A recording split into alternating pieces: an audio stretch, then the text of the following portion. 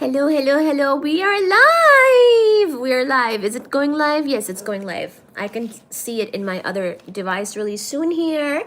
But we are live. We will talk about supernova and nova interesting facts. This is something I thought I would cover yesterday, but we were immersed in planetology, comparative planetology, utilizing, of course, the planets of our own solar system that we are so lucky to have, including but not limited to Jupiter, which really holds things in place, if you will.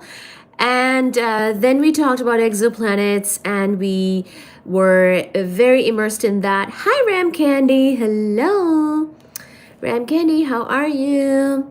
So, because thank you for liking the live. Yes, please do like the live. Thank you, thank you, thank you. But yes, we worked on planets and exoplanets last night, and I never got to supernova and nova. Yay! Hello. Hi, Ram Candy. Hello, Clicker. This was so cool and fun. Thank you. Fine, be you. I'm good. I'm good. I'm here. I did a swimming. I did my usual swimming, but before that, I did a sort of a class by mistake. Like the pool had a class going on, and I was just trying to snag a lane in the pool, and so I did the class so I could ensure that once the class was over, I could do my swimming. So that's how badly I need to swim and get a lane all to myself, is that I will even do the random class beforehand in order to ensure that that happens. But yes, it was good. It's been very, very cold here. I think it's going down to something like 2 Fahrenheit here today in the Boston area. But we are indoors. Thank you, universe, for all of the things that make us comfortable and indoors. And we will be talking about novae and supernovae. So N-O-V-A-E, plural of nova, and supernovae is the plural of supernova, which is how stars die. So indeed, this is the topic that we will talk about today. Sally says, hey, LHO Abhinash says, do you have a boyfriend? Might I ask how that is related? But also thank you everybody for all your comments and chat messages. Hello, hello. Excuse me. Sorry, that was a sneeze. I am here. Thank you, Sally says, bless you. Thank you, Sally. Welcome to the live. Welcome, welcome, Rudolph the red-nosed reindeer. Had a very please like the live. Thank you so much for being here. Hi, Steph Squires. Okay. Okay. Thank you so much. Thank you so much. I see some very interesting messages in the chat sometimes, but thank you so much for being here. Welcome. Double Trouble says, hi. I see some new people in the chat today. How are you guys doing? How is everybody doing? Thank you so much for being here. I decided to have a very big sneeze, and I'm just catching up with everybody before we start the topic of the day today. And it's very cold here, so the kitty cats have all sort of migrated upstairs. They might show up here soon though. Double Trouble says hi. Shush Shush says yo. Hi, yo, hello. Double Trouble says God too. And what's up, gang? Johanne Maya says hi. Yes, please. If you want a shout out, then please do send us a chat message. Type a comment, and I will read your name and your comment. So thank you for being here. Thank you, thank you, thank you, thank you. Do you want to hear about supernova and nova? Are you ready? Or do you want to chat a little bit more? Say in the comments. Nitin Mishra says, where are you from? I am from the Indian subcontinent originally, but currently I'm in the US. Guy says, I'm sweaty. Okay, good to know. Double Trouble says, you are so pretty. Oh, thank you. Sigma Cool Dude says, no, chat. Okay, chat. Okay, we can chat. Sigma Cool Dude, what do you want to chat about? What's up, everybody? Let's get this chat rolling. What's up, everybody? I'll hold off on the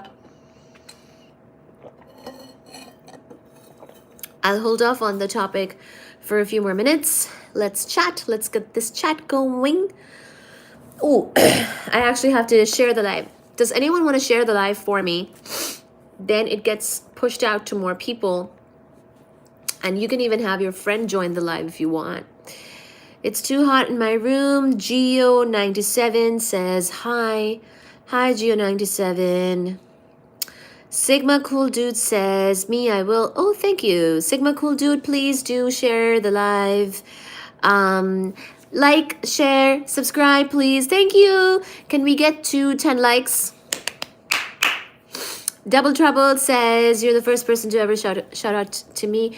Of course. And I think I kind of like your username. I feel like people have called me that. I don't know if that's a good thing or not. Sigma Cool Dude says, I will. Thank you. Yes, please. Share, share, share. Share the live, like the live, subscribe. Thank you for being here.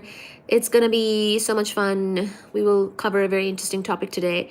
So it's going to be a lot of fun. Please do stay on the live with us. We will keep on chatting and then start the topic of the day.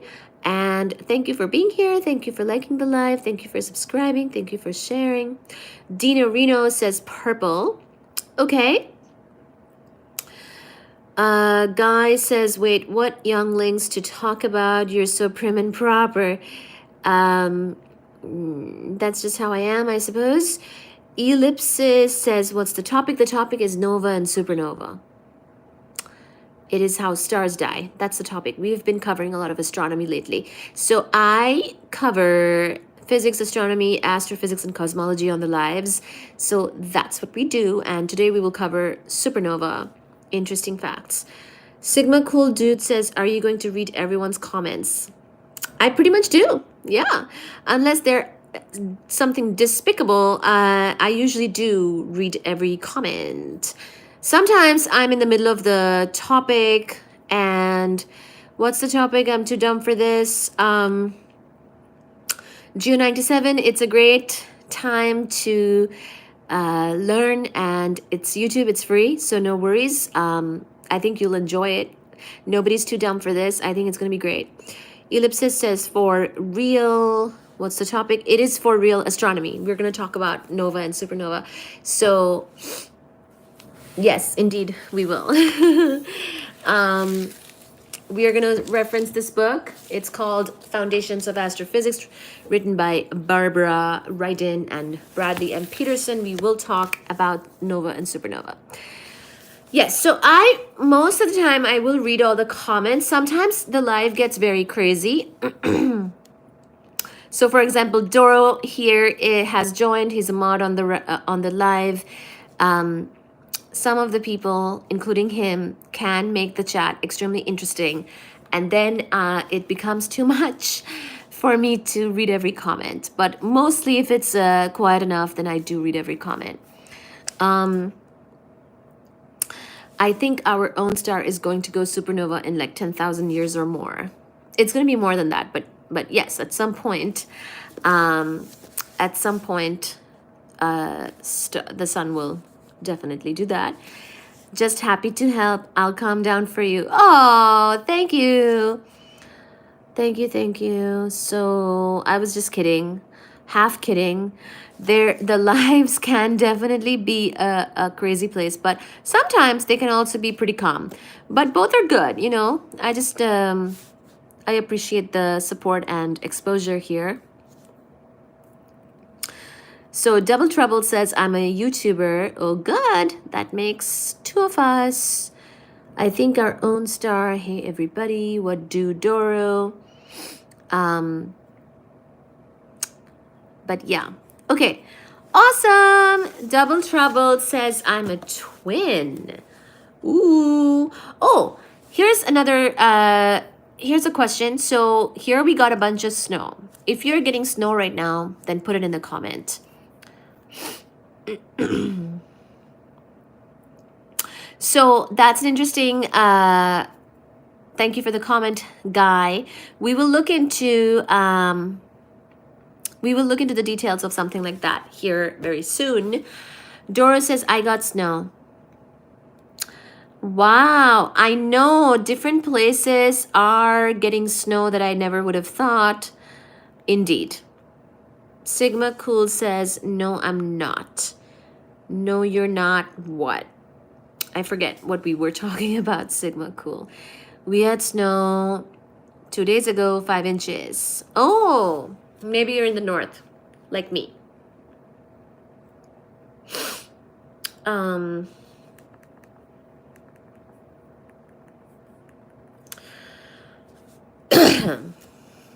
Oh, I see. I forgot my own question. Are you getting snow is the question. And you said I wasn't getting snow. That's all good. If you're not from the US, totally fine. Welcome to the live. Welcome, welcome. Yay. You're here. We're here. We're live. Indeed, we are now gonna get going on the live. Let me just share it on my channel. Hey, you're here. There's my voice twice over because I pulled it up on my iPad. Tell me when to come on here. Okay, basically I go live on most nights, pretty much something like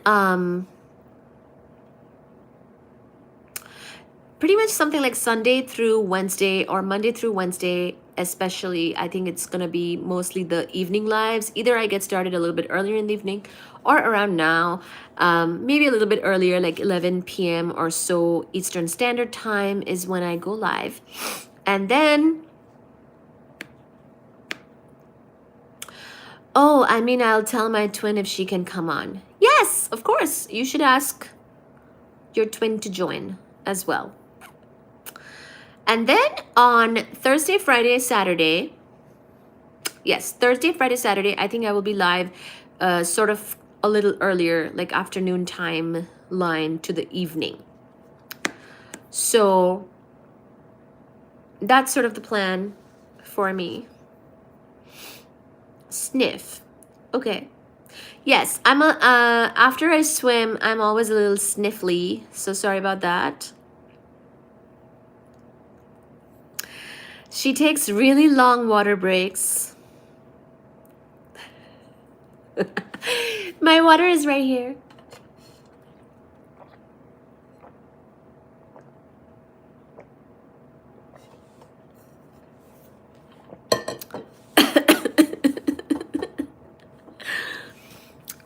It is true that I'm bad with time. Sometimes I go upstairs. There's an upstairs of this place. I go upstairs and I get distracted.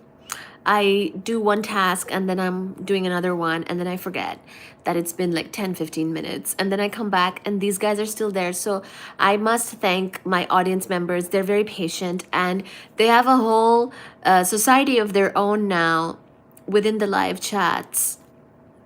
So actually it's a fun time. If you stick around, you'll see some of this happen very soon here. I'm almost afraid to say what is going to happen, but things will happen. And if you stick around, you will see what it is that I speak of, and you will get to experience and participate in it. And for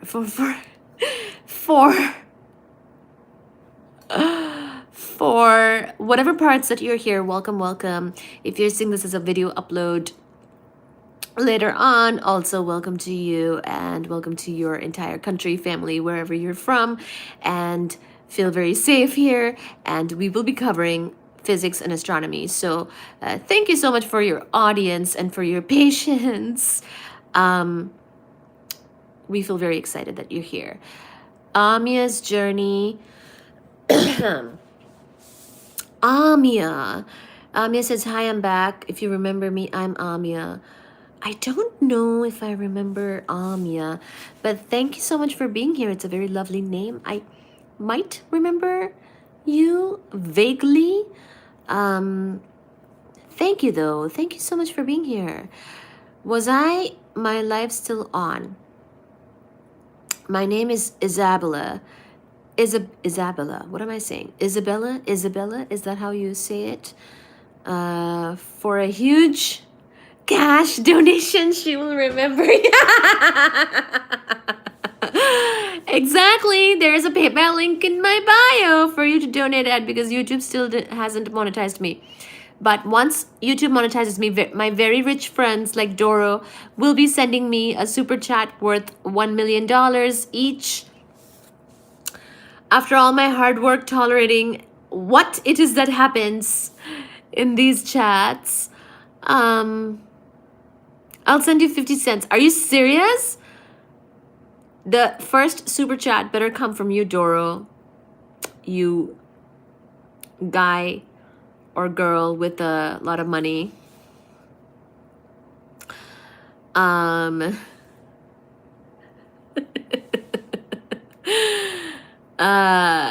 What is Doto? That's awesome. I won't send anything, says Guy. Okay. You don't have to announce that you won't do something unless it's an awful thing that I guess you won't do. By the way, my name is pronounced Amia. Is that Amia? Is that not how I'm saying it? Not being rude, you just pronounced my name wrong. Oh, I'm sorry. Is it Amia? Amia. Amia. Amia. I feel like I'm being one of those people who keeps saying the name wrong. I understand it's a very annoying experience, actually. I'm the twin of Isabella. Hello, Double Trouble. It's close. Well, thank you, Amia. Amia. Sorry. If I heard it, of course, that would be better. So let's see. Did I say everybody's comment? I think I did. So, okay, 50 cents. All right.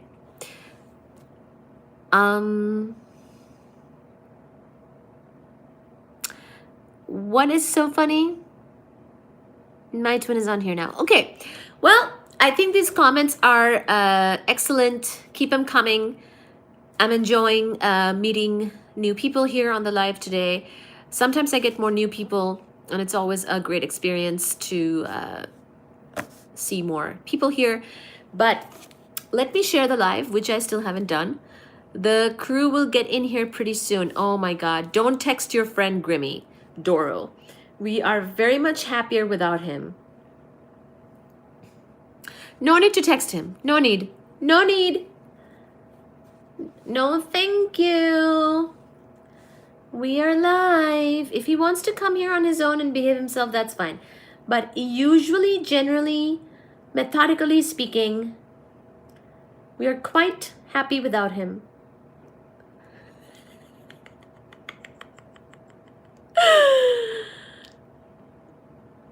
Grimmy is passed out down the hallway.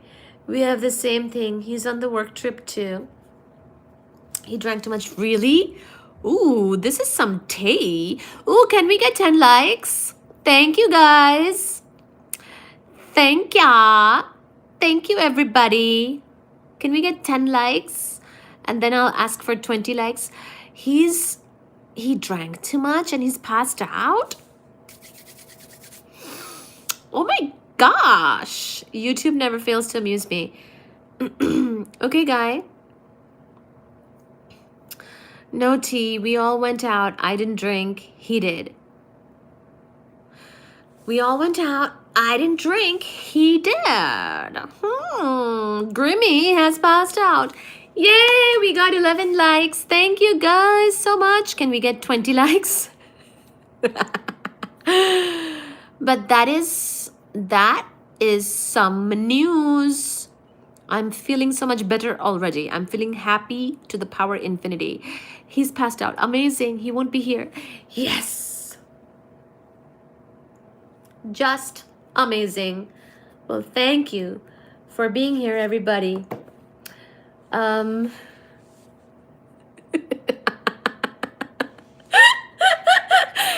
Iggy says hello. Hello, Iggy. How are you? Grimmy won't show up. Yes! I've timed him out a few times. Good job. You're my favorite YouTuber. Thank you. My name is Sophia. Wow, lovely name, Sophia. Amya says, I'm only here to say hi, but bye. Well, thank you for stopping by, Amya. Good night. We will now start to talk about the topic novae and supernovae. Novae. So let me start with a little story. It involves a very important person in astronomy called Tycho Brahe.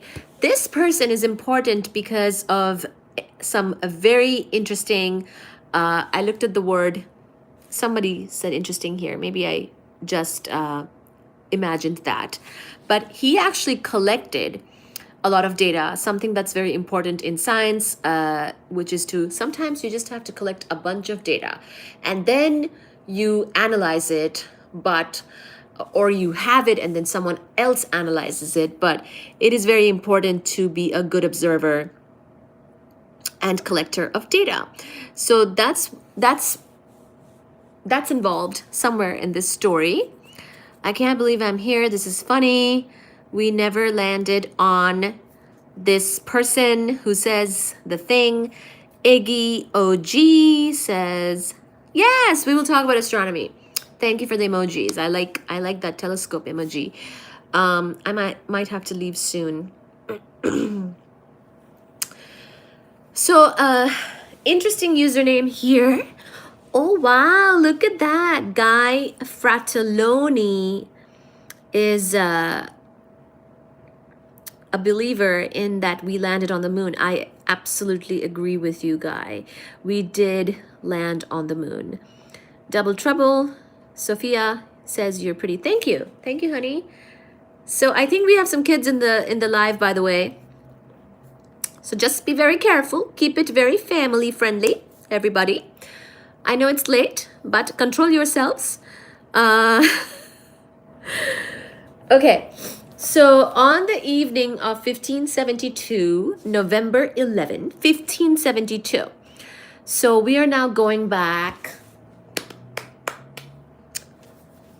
I don't even know, 500 years or something, long time ago. Any disbelief has to go to the Smithsonian. Yes, Guy. You know what, Guy Fratelluni? It would be amazing if you could say more on this topic. My phone battery is at 27. Well, it's a nice number.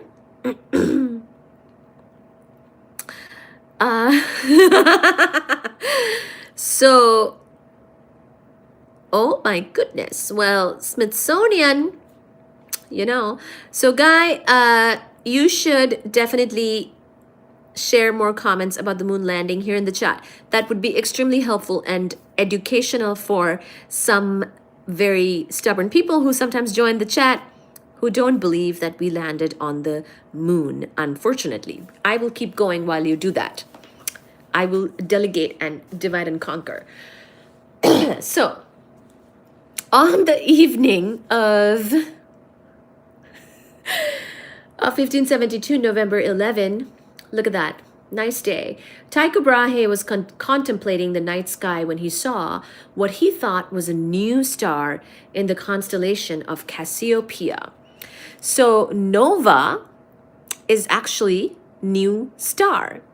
So he thought that there was a new star because it looked like this new thing, and he used to collect data on the skies a lot. And so he would know because he collected data very diligently. And later on, actually, this data helped us a lot to know our current laws of the planetary motion and everything, which came from Kepler, who actually inherited this data from Tycho Brahe. So we're going to even talk about that topic as well today. But right now, let's talk about the nova and supernova. So he thought there was a new star in the constellation of Cassiopeia, since this was a blow to the Aristotelian dogma that no new stars can appear in the heavens. So remember that there was this whole sort of controversy, if you will, about whether it's a heliocentric solar system or a geocentric solar system.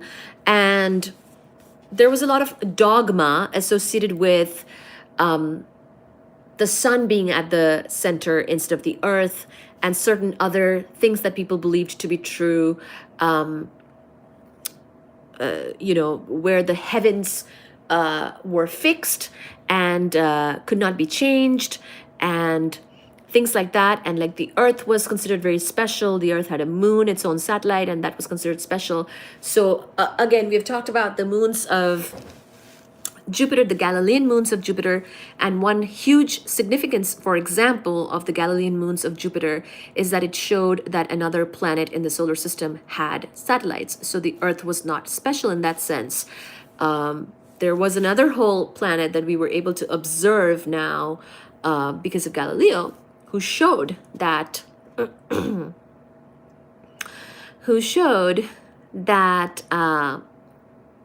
this was the case. So, but before that time, Galileo comes a little bit later, but before that time, there was a lot of dogma associated with any changes happening in the heavens, so to speak. And so this new star appearing is no joke, right? So let's see what this is about. So since this was a blow to the Aristotelian dogma that no new stars can appear in the heavens, Tycho rushed into print with his new work, De Nova Stella, on the new star. Following the lead of Tycho, astronomers applied the term nova to unresolved celestial objects whose flux increases by a large amount over a short period of time, giving the impression of a new star appearing in the sky. So this is the impression of a new star, not really a new star. We will see that it has to do with a star dying, etc. But back then, they were thinking, oh my gosh, there is this new star appearing it with transient flux and whatnot, and this was a really big deal back then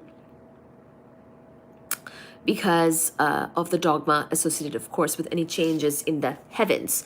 What is happening in this chat now?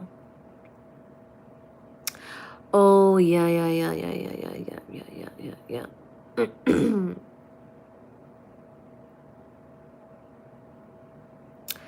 Okay, yes, see how the chat is now heating up.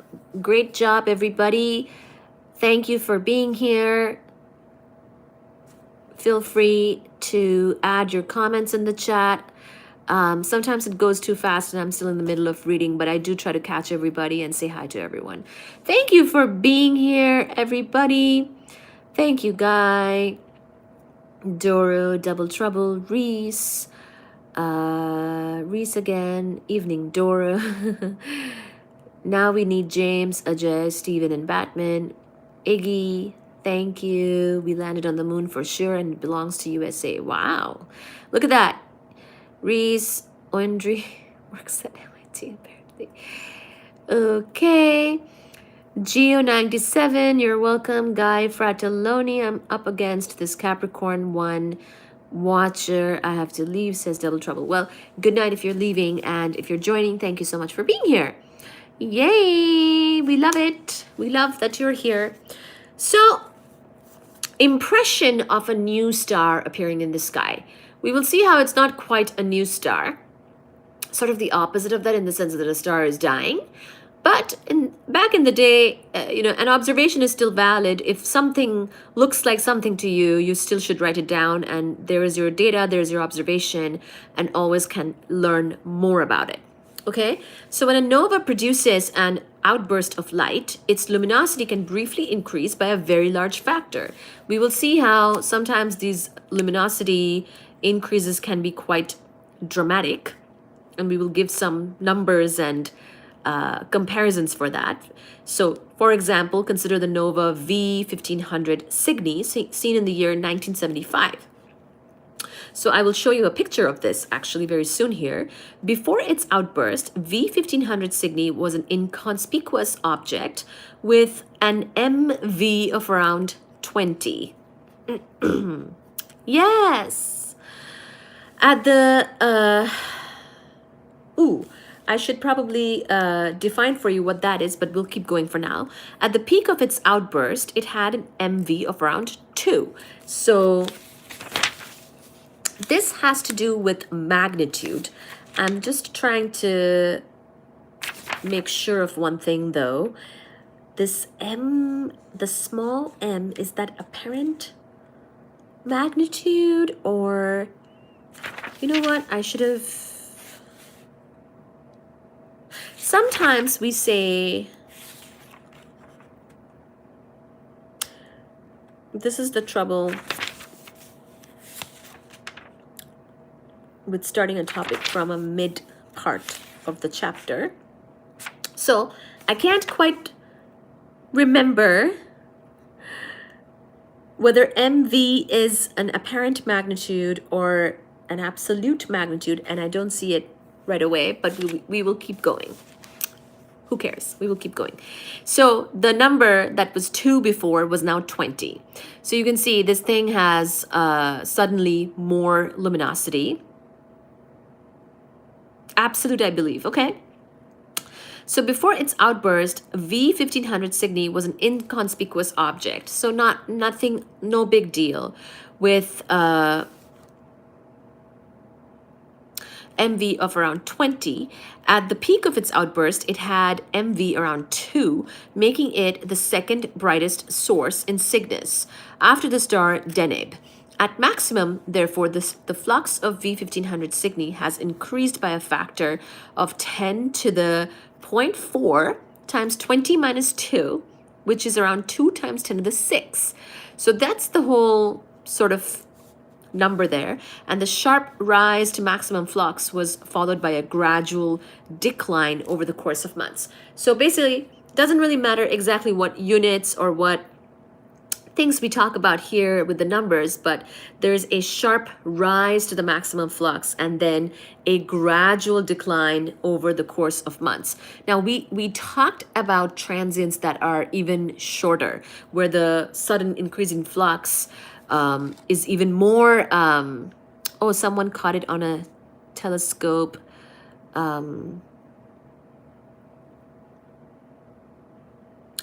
Okay. So the sudden increase in flux and then the falling off of the flux happens on even faster time scales, for example, for a transient event like a gamma ray burst. So we spent like a whole live session or two talking about gamma ray bursts. But here we're talking about what?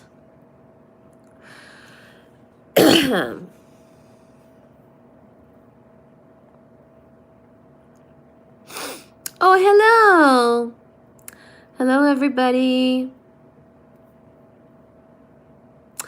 One of your other channels came up.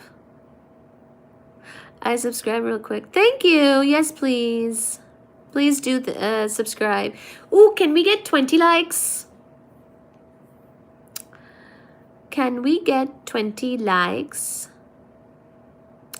Hello, Ace Wolf Peach. Hello, Mac Tonight. Hello, Guy. Hello, everybody.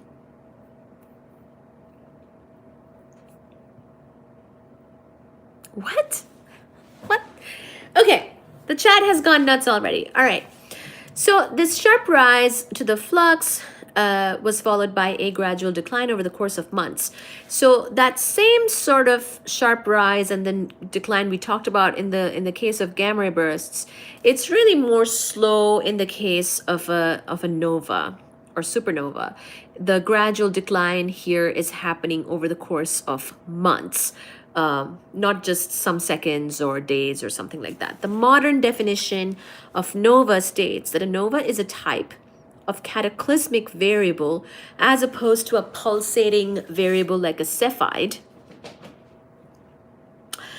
in which a normal star dumps gas onto a white dwarf. So apparently there's this thing called a Cepheid in which a normal star dumps gas onto a white dwarf. A nova is actually a closed binary system in which a star and a white dwarf orbit their mutual center of mass. Wow. Wow. Wow. Okay.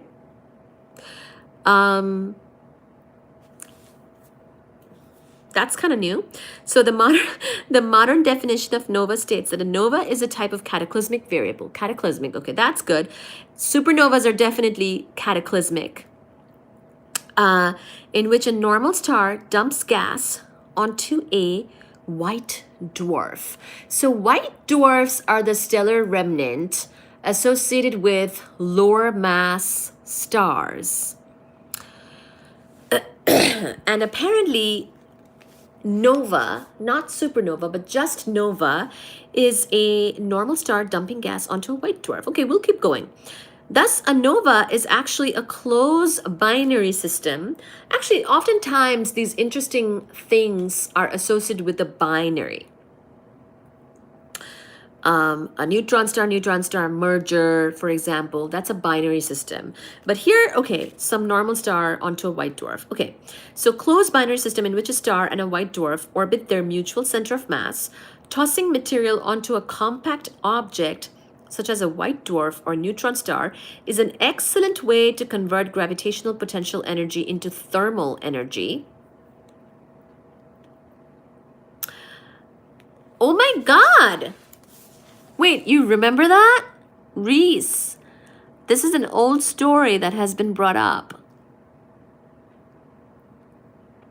I did not know that. Did you know that White Dwarf was an English gaming magazine back in the 80s? True story, not on me though, on some poor girl. Ace Wolf remembers that story? I had forgotten that story. It was told on this live. Doro, were you here?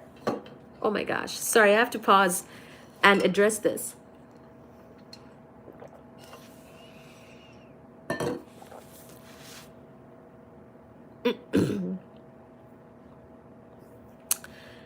It feels like freaking months ago. Doro, you have to hear this. This was some hot tea that was spilled on this live stream between Reese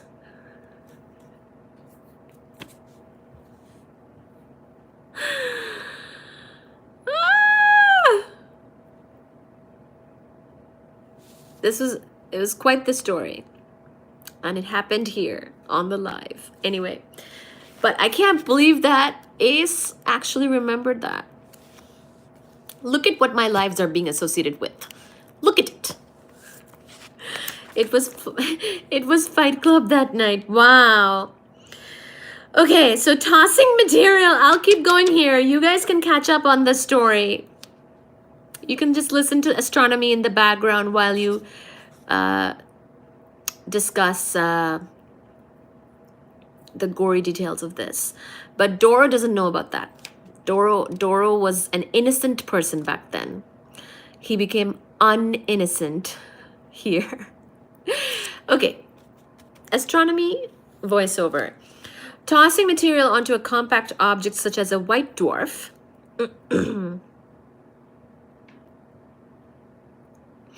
or neutron star is an excellent way to convert gravitational potential energy into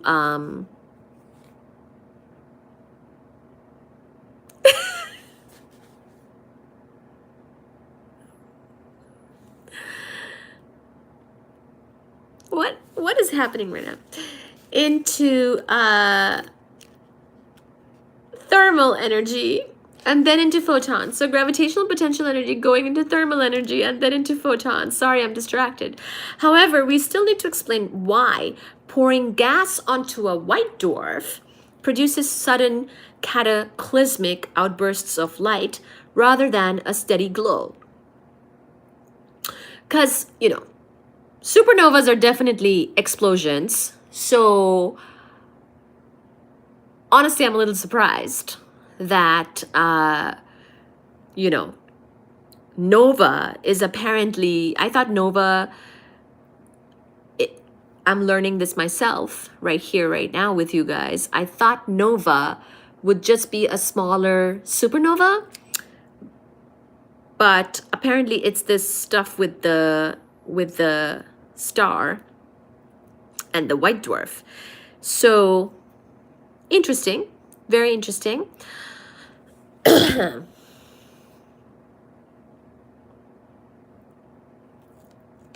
Oh my God. Oh, shut up.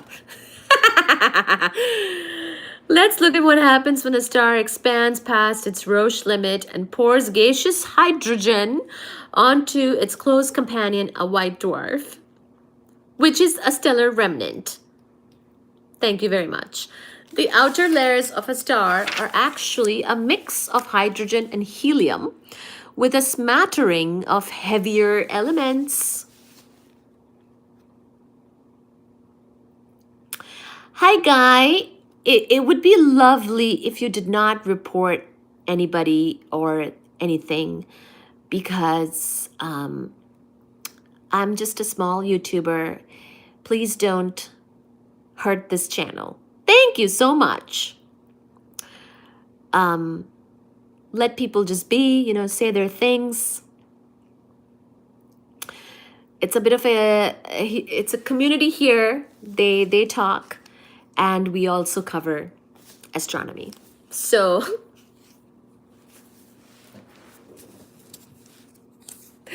they can't say it. They're not saying it anymore. Reese, don't use that word. They're not saying it anymore. They're just sharing a story. It's a safe space for people to share their stories. And they're not saying... I know, I get it. Yeah. They're not saying that word anymore. All done. Yay.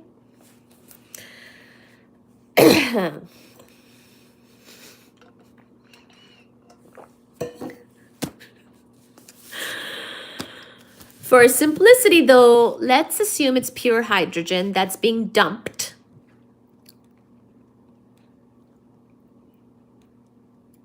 Forget it, forget it. Forget it, forget it. Move on, move on, move on. Continue the story without saying the S word.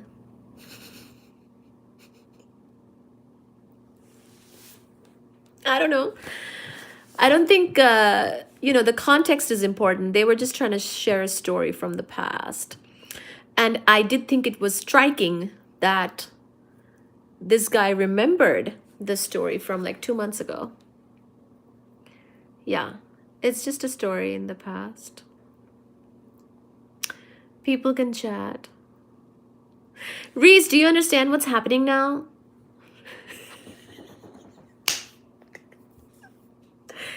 I don't need any more drama. Say your story without using that word.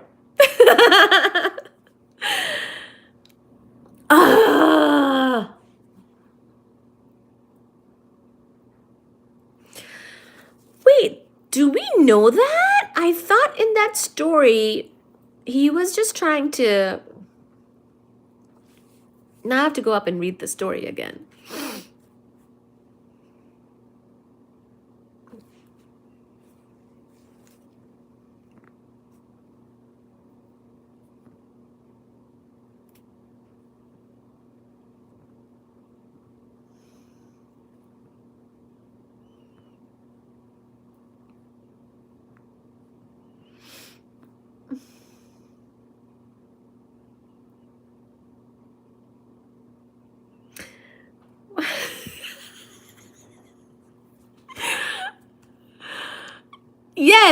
Yes, say it like that. You should have no problems with English words, Mr. Belgian. Exactly. have fun with it. I mean, not that this is a very, happy topic.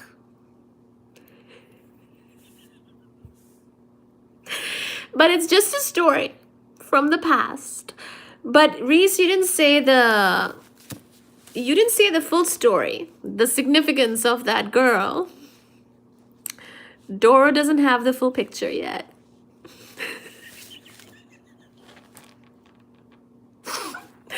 Anyway, I'll keep going. The legend of the rebound glass ceiling guy. Yes, just say glass ceiling guy. Did he buy?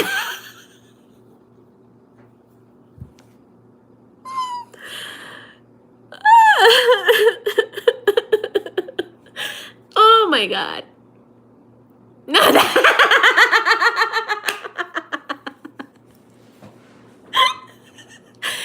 Oh my god. I think I'm remembering when Reese first told this story. It was sort of towards the end of the live when we were like done and shooting the shit.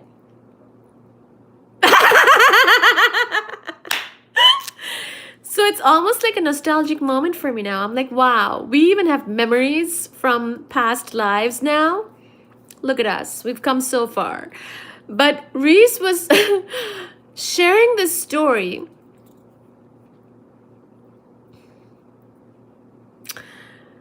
And yeah, we have a memory of it now. So, so for simplicity of this calculation, let's assume that pure hydrogen is being dumped by the star onto the white dwarf. Because the surface gravity of the white dwarf is high, the hydrogen is flattened into a layer with a short, scale height. This height is given as kT over g mu mp, which is equal to a bunch of other stuff. As hydrogen is poured on, as long as the atmospheric temperature T is roughly constant, the scale height h remains the same. Thus, as more and more hydrogen is poured into the layer of constant scale height, the density as the base increases steadily until it reaches the point where the electrons become degenerate. So remember how white dwarfs, which are a stellar remnant of the lower mass stars, the other stellar remnants being neutron star and black holes, white dwarfs are held together by electron degeneracy pressure. So this is kind of doing more of that. So as the hydrogen relentlessly continues to pile on, the pressure and density at the base of the degenerate hydrogen layer must continue to increase to maintain. Their food is falling.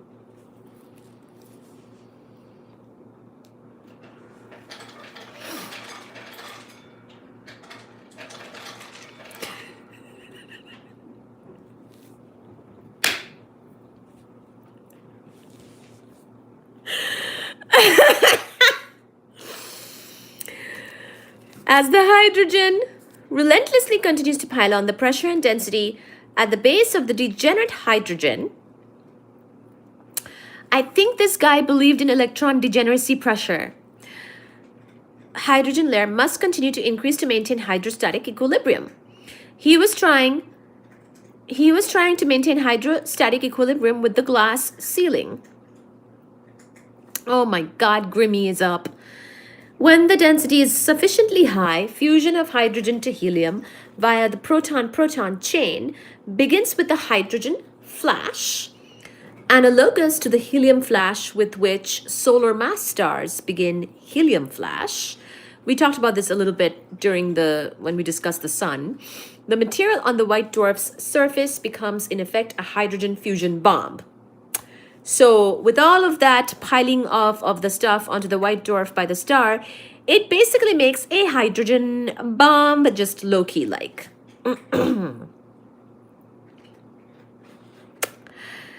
A bright nova is observed to release as much as an energy of around 10 to the 38 joules of energy.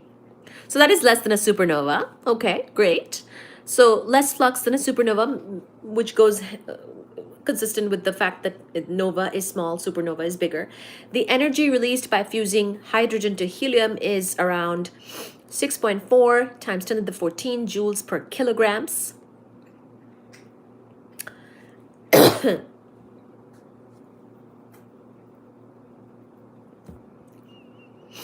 Thus, a bright nova requires a mass of hydrogen equal to around 10 to the 23 kilograms.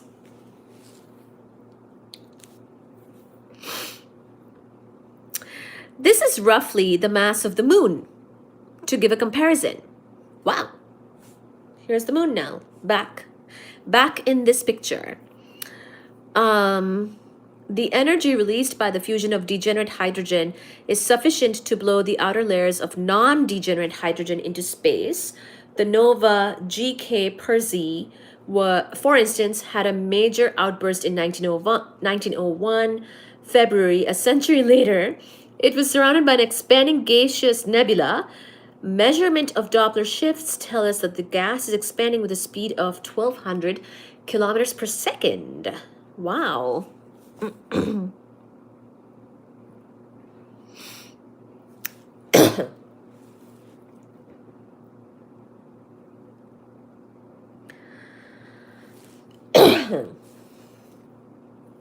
I agree that he was a bit overboard.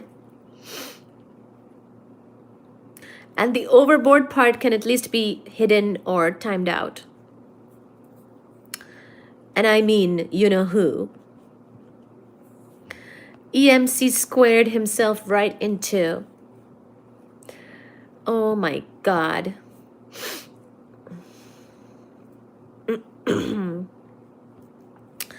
Thank you. I love this channel. Yay. No, don't say that.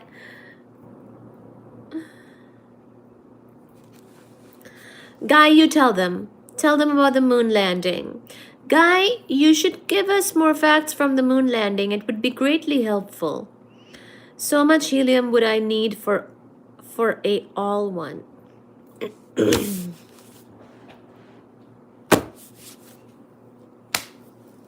James is here. All right, James, get it out. Get it out. Get it over with. But just be careful. Don't go overboard. I've asked Reese to time you out if you go overboard. And can we get 20 likes? Oh my God!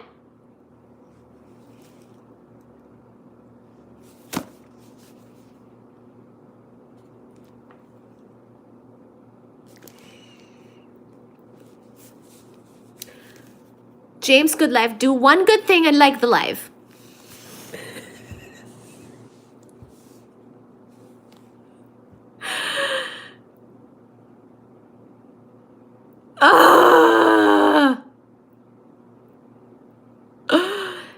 Good. Thank you so much for liking the live. Ace Wolf, all yours. Go for it. I'll continue with the white dwarf situation here. Well, thank you, Woodlife.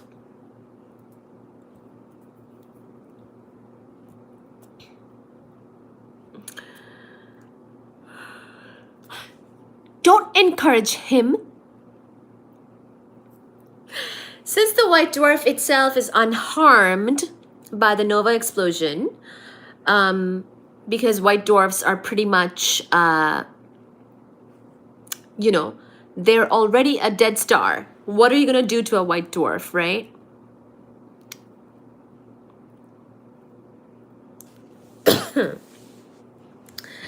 Kimmy! Hi, Kimmy. James Woodlife, say something about planets. Hi, Kimmy. She likes you. Who likes who? James Woodlife. Thank you. Who likes who? What? What are you talking about? What's the second planet? James Woodlife. Thank you, Kimmy. Aww. Thank you, Kimmy. Now I can continue with the white dwarf stuff with more passion because you're here, Kimmy. Okay. And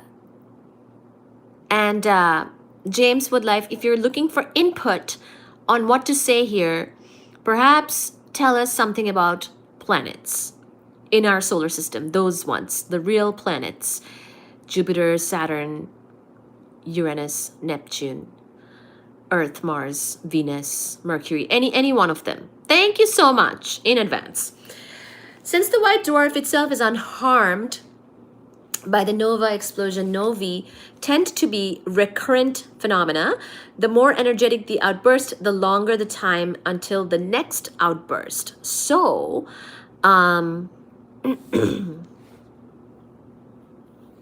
yes, so because it's kind of interesting that the white dwarf itself, it's not going anywhere, and this sort of thing can kind of happen again with the nova. So the more energetic the outburst, the longer the time until the next outburst. And dwarf novae have an interval break basically between outbursts of 3 weeks to 2 years. Recurrent novae have an outburst every few decades. Bright novae like V1500 Cygni are probably recurrent phenomena as well, with outbursts every 1,000 to million years. So we're talking about nova, which is not supernova. They're kind of different. Novae are energetic events. The brightest nova outburst can produce as much light in a week as the sun does in 10,000 years. So still very bright, still a lot of luminosity. Not as luminous as supernova, as we will find out soon here, but pretty interesting, right? However, novae pale in comparison with supernovae. Same thing. What I was saying just now. Which have absolute magnitudes that are at least 7 magnitudes brighter than the brightest novae. The term supernova, the hyphen has since vanished. Yeah, so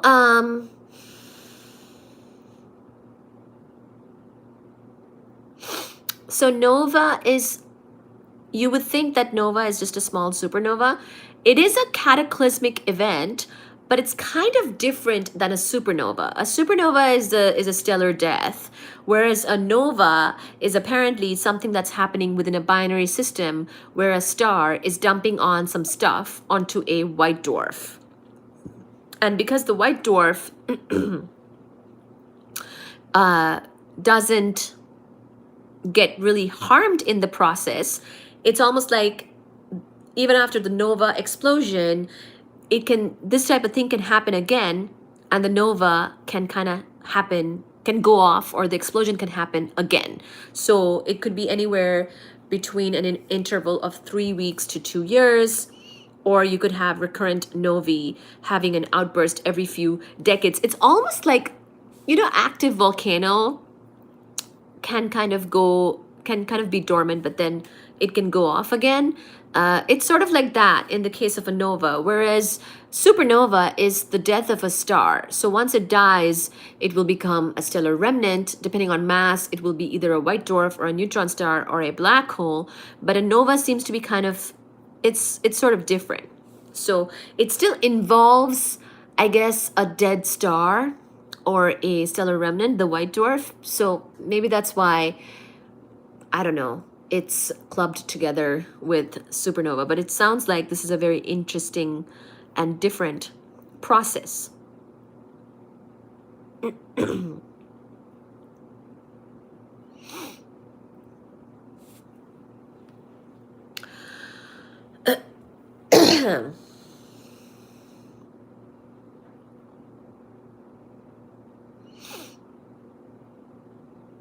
Wood life, that's the level we like.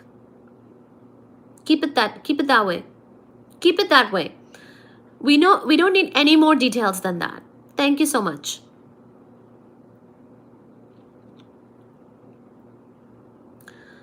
Wood life, you're doing a great job today. I hope you liked the live, and I think the level that you're writing at right now is just the right level. We don't need any more than that. No more. Thank you, Kimmy. So, novae are energetic events. The brightest nova. Thank you.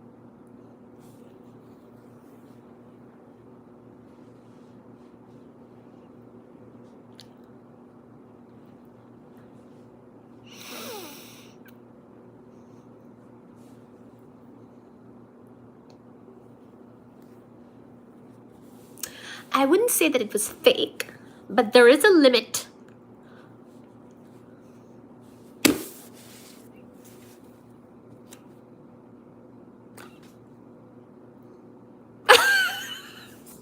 What?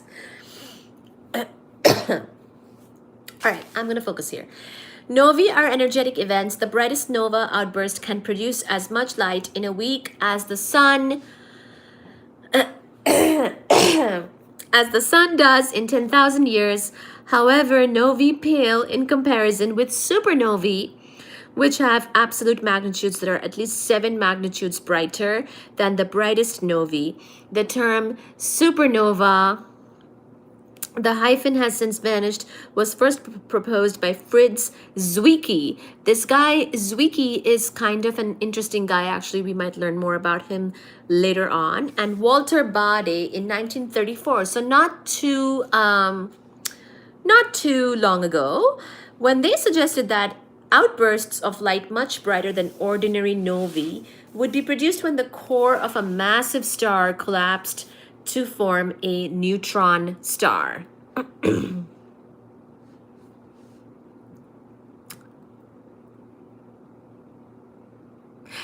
Thank you, Kimmy. Aww. Astronomers. Oh yeah, where's Steven?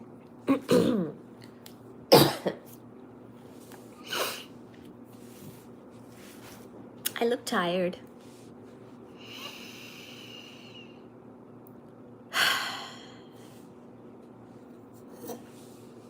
Here you go, Ace Wolf.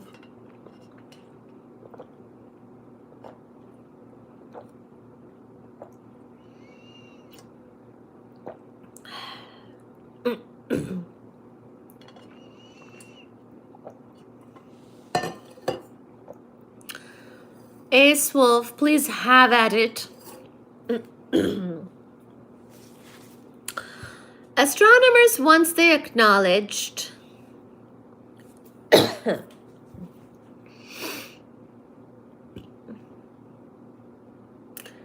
we support you, Steven, just as Wendy wanted. What do you mean?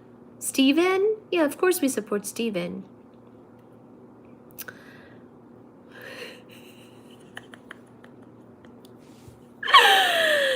It's okay. Oh, thank you, Kimmy. You look good to me. I don't see tiredness. It's okay, Doro. You can be tired. It's fine. We get it. Thank you. Please do spam on the heart button. All right. Astronomers, once they acknowledged the existence of these extraordinarily luminous supernovae,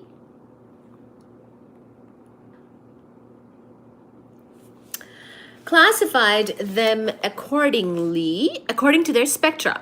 So at first, they realized, well, supernova are a lot more bright and luminous than the nova, like 7 magnitudes brighter than the nova. But then, they classified them according to their spectra, because in astronomy, spectra is very, very important. Can we get 20 likes? Simply enough, they distinguished between type 1 and type 2 supernovae. Type 1 supernovae do not show hydrogen absorption lines, such as the Balmer lines in their spectra. Type 2 supernovae do show hydrogen absorption lines. So type 1 supernovae do not show hydrogen absorption lines. Type 2 supernovae do show hydrogen absorption lines. Hi, Marina. Hello, Marina. How are you? Here's our gravity. 20 likes.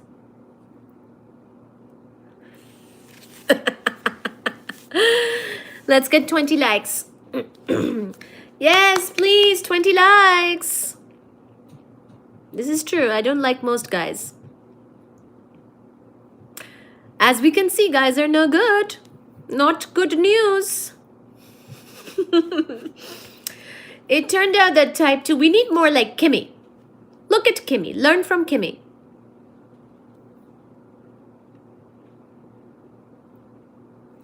What did you remove?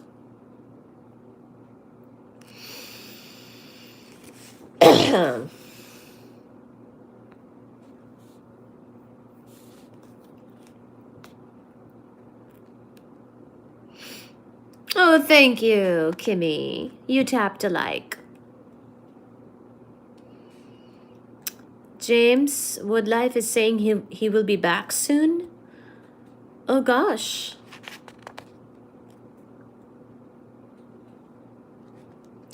Now, Seth, happy morning. How are you? How's Nepal? I think you're from Nepal, if I remember correctly. How are you doing? It turned out that type 2 supernovae are the core collapse supernovae we discussed. We actually did discuss type 2 supernovae or core collapse supernovae at one point. And so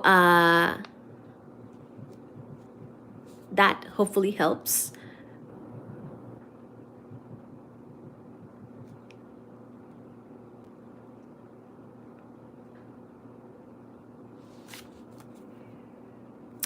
I'm good, trying.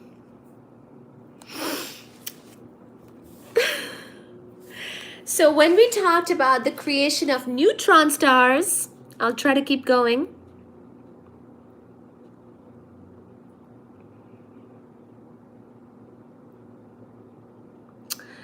No, I like your comments, Kimmy.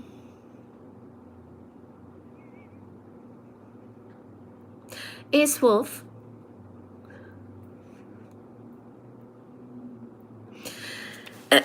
Okay, so type 2 supernovae, the ones that do show hydrogen absorption lines, are associated with core collapse supernovae. We discussed this earlier, and we talked about how they created neutron stars as the stellar remnant. They have hydrogen absorption lines because the outer layers... Ace Wolf, be more creative. They have hydrogen absorption lines because the outer layers of a massive star are typically rich in hydrogen.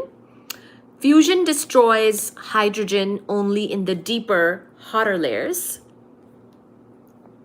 Astronomers, so the hydrogen absorption lines come because they are typically rich in hydrogen. Fusion destroys hydrogen only in the deeper, hotter layers.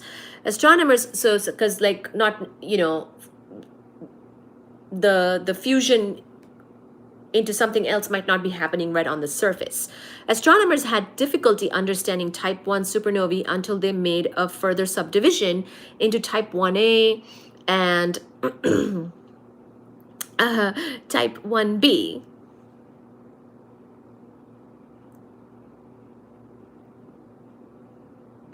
Dora is going to bed already? You've really given up.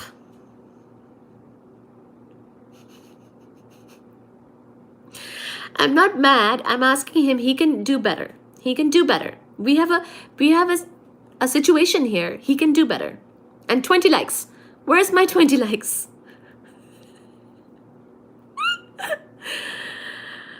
Apparently Doro is going to bed after doing damage. Keep us on, Doro. It's okay. So type 1a supernovae have neither hydrogen lines nor helium lines. If she just talked crap at the chat, her stream would blow up. Really? Should I talk crap at the chat? Y'all, you bad people. I was gonna say bad boys, but I think there are sometimes one or two women here who are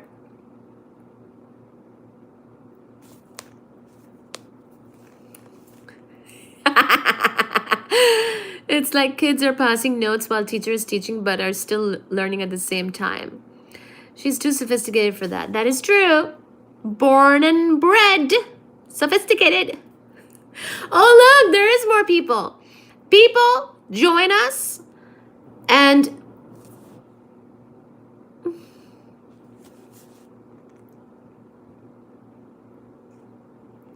hello, everybody. Thank you so much. We're talking about supernovae. I think I'm better equipped for that. Type 1a supernovae have neither hydrogen lines nor helium lines. After they decline from their maximum luminosity, the strongest absorption lines are of iron, which is very nice. So iron, nice. Iron is made in these things. Type 1b supernovae have strong helium lines and no hydrogen lines. So we know that type 1 means no hydrogen lines, but type 1a means no hydrogen lines and no helium lines, but they do have iron absorption lines, and type 1b supernovae have strong helium lines and no hydrogen lines.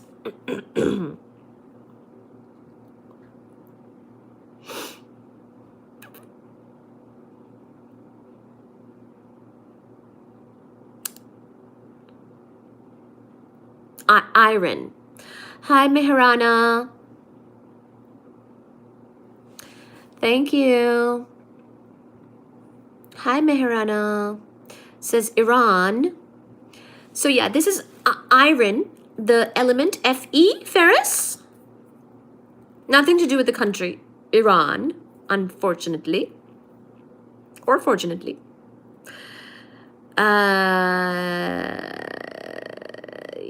Yes. Okay. Type 1b supernovae, aside from their lack of hydrogen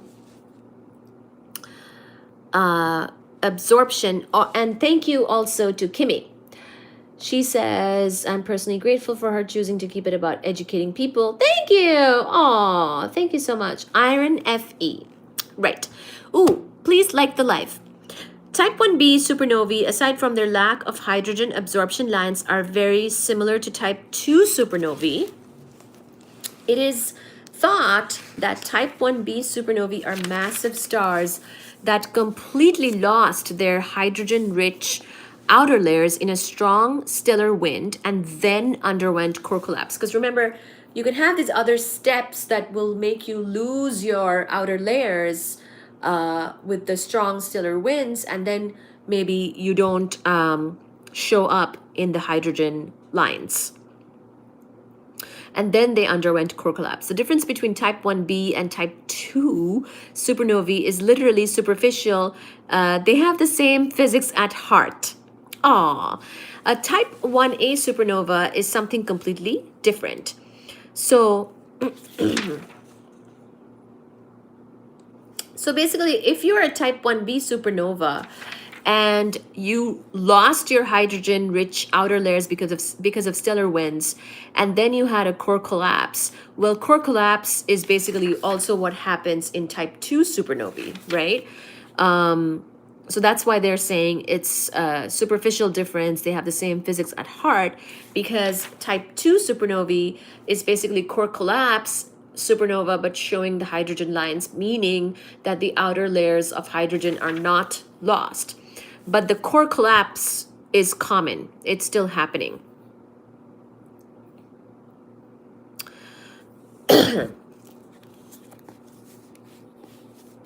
Yes, awesome. Type 1b, understanding so far. Perfect. A type 1a supernova is something. A type 1a supernova is something completely different. They produce around 10 to the 44 joules of energy without detectable hydrogen or helium present and end up as a cloud of hot gaseous iron.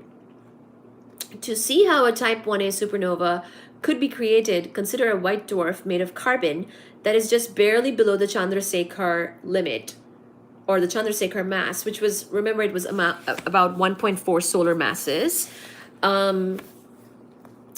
Additional material from a companion star is then poured onto the white dwarf. So we kind of saw that with the case of the nova. As the last straw is placed on the camel's back, or less figuratively, as the last hydrogen atom is placed on the white dwarf is nudged over the Chandrasekhar limit and starts to collapse. So a cataclysmic event happens. The density increases until runaway fusion of carbon begins. Ooh. Think of it as a carbon flash, because runaway fusion of carbon needs some trigger. Basically, think of it as a trigger, which now creates fusion of carbon. The entire white dwarf, all 1.4 solar mass of it, becomes a fusion bomb. So just like we were kind of talking about the nova being a hydrogen bomb, this is kind of like a carbon fusion bomb, basically, being a type 1a supernova. Because basically what they're saying is type 1b and type 2 supernovae, those are the core collapse type of supernova. This has to do with a white dwarf on which a companion star is piling on material. And remember how white dwarfs were stabilized because of electron degeneracy pressure. So there's only so much, and they had a Chandrasekhar mass limit, which was 1.4 solar masses. So much more than that, and you're going to destabilize the white dwarf. So here, as you know, the companion star is piling on more and more material, the last straw, think of it literally as the last hydrogen atom, you know, there comes a point where it leads to a cataclysmic event or a collapse, and the density increases until a runaway fusion of carbon begins. It's almost like a trigger for more nuclear physics to happen. Basically, like if things weren't getting more extreme, if the environment wasn't getting more extreme, then more heavier elements would not be forming. So like hydrogen flash, helium flash, carbon flash, these are basically those trigger points after which the nuclear physics can happen more. And a heavier thing being fused together makes even more heavier things. So this, so now let's look at a little bit of building up. Yeah, so in nuclear physics, basically the nuclei join together to make a heavier nuclei. But it takes a certain energy to do that. And if you're making a stable nucleus at the end, it will have a higher binding energy. Yeah. And so we talked about how helium-4 has a peak in binding energy distribution. So once you make helium-4, it's a very stable nucleus. And its binding energy that's released, making it stable, is high. The same thing is true, but even better for iron. So once you make an iron nucleus, that too is very stable. Not every nucleus is equally stable. Not every nucleus is made equal. But pretty much when you do, just like in chemistry, you need a certain amount of energy, even to like fuse hydrogen and oxygen together to make water requires that spark, that extra energy, right? Even chemistry or a chemical reaction does not happen without that energy. Same thing in nuclear reactions. You can't just have a nuclear reaction happen without some sort of energetic trigger, some boundary being crossed, and then it's like, oh my God, yes, this environment is too crazy. I'm gonna have to fuse carbon nuclei now. That's what this white dwarf is thinking. Like the white dwarf may not have wanted to do this nuclear fusion, but now it's in an environment due to its let's just say due to its maybe too much companion, due to its companion who is piling on a lot. It now has to do this extra nuclear fusion, but that can also enrich it. So let's see what happens, right? We can see what happens next, but pretty much suppose the initial mass of carbon is 1.4 solar masses, which is around 2.8 times 10 to the 30 kilograms, because we know the mass of the sun. The energy released by fusing carbon into iron is around 1.0 times 10 to the 14 joules per kilogram. So we know the energy that would be released by this. This is only 16% as much energy per kilogram as you get by fusing hydrogen into helium, but it's still a substantial energy release. So when you fuse hydrogen together to make helium, that's better. That's even more energy. That's what our sun does, by the way. So the total energy released by fusing the white dwarf into iron. So it's almost like this white dwarf was made of something else, but now it fuses carbon to make iron and it releases energy. And that energy is around 2.8 times 10 to the 44 joules. So this is larger than the magnitude of the white dwarf's gravitational potential energy before the collapse. Thus, the entire white dwarf is now blown to smithereens.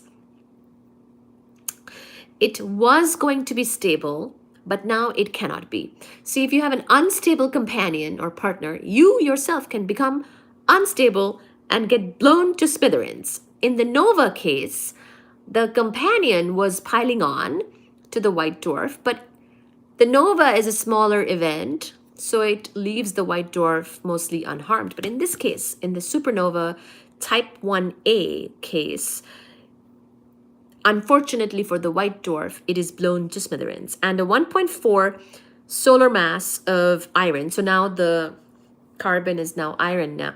Carbon has been fused to make iron, so it's 1.4 solar masses, which is the Chandrasekhar limit for a white dwarf, of iron is mixed into the interstellar medium. So once you've blown a white dwarf up into smithereens, because it could not be a stable white dwarf. Yes, if the white dwarf was single, it would have survived. But because of this unstable partner, it's blown up into smithereens. First, it went through a lot of growth. So some growth is good.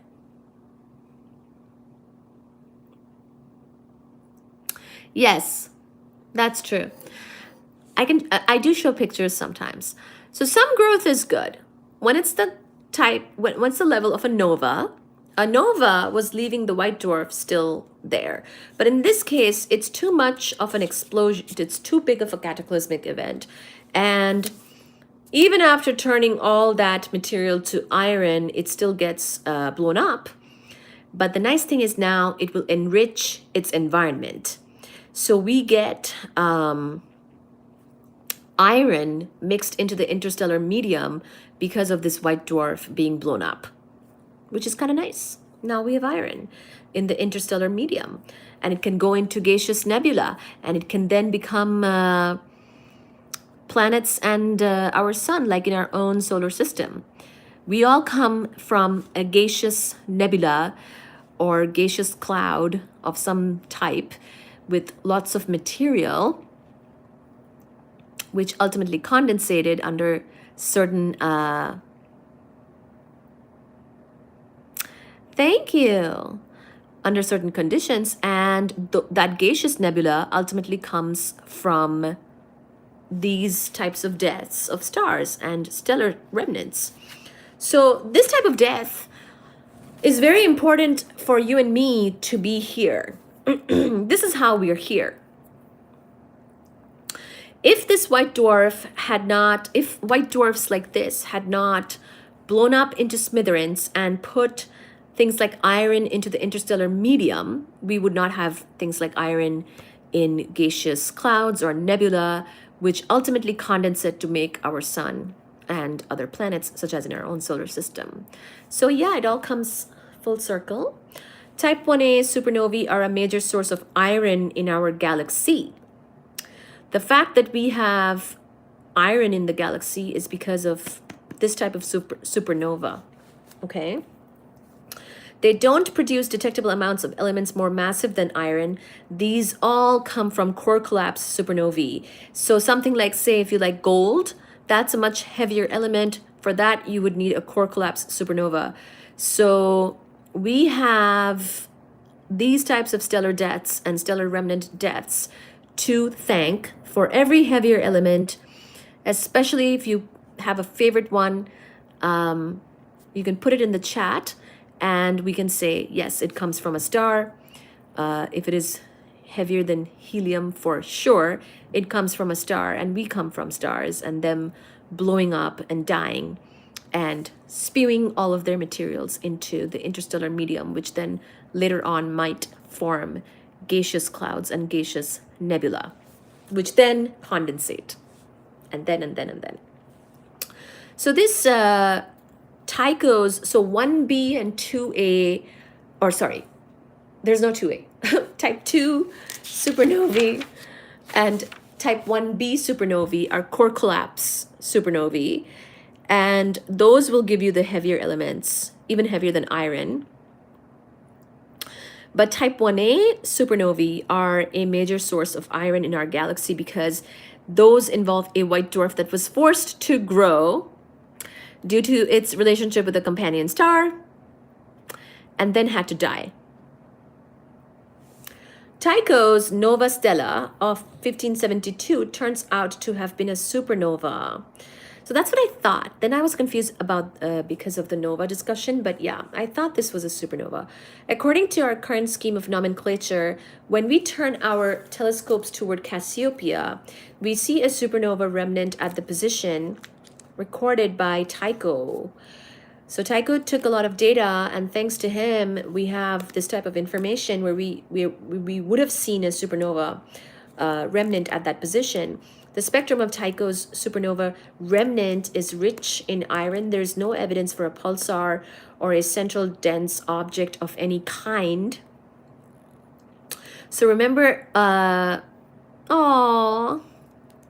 yeah. So remember the remember the pulsar discussion we had and how basically we think that neutron stars are pulsars. So if there's no evidence for a pulsar or a central dense object of any kind, the evidence indicates that Tycho's Nova Stella was a type 1a supernova. Because remember how core collapse supernova generally result in neutron stars, or well, if they're really massive stars, then they would result in a black hole. So if you're not finding a pulsar in the place where a supernova might have happened, then that's more consistent with a type 1a supernova, which would have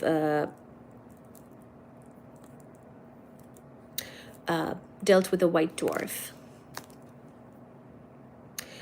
So a brief summary now of novae and supernovae. Nova is where the energy source is a fusion of hydrogen to helium on the surface of a white dwarf.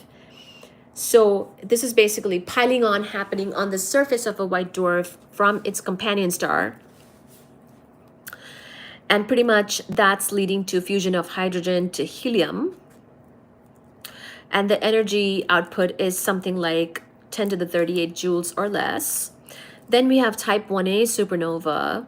This is the energy source. Here is fusion of carbon and oxygen, actually, some of it, to iron. So nuclear fusion happens. Also, the backstory is that there is a white dwarf on whom piling on is being done by its companion star. And this leads to an even more sort of extreme environment, which supports the fusion of carbon to make iron. And the energy output is around 10 to the 44 joules and does end up destroying the white dwarf. And then lastly, we have type 2 or 1b supernova. Whether it is called type 2 or 1b is dependent on the hydrogen lines, whether those are there or not. And the hydrogen lines come from pretty much if the outer layers of the star was lost with stellar winds or not. So it's more of a detail, but the core collapse part is definitely happening. So this is a core collapse type of supernova.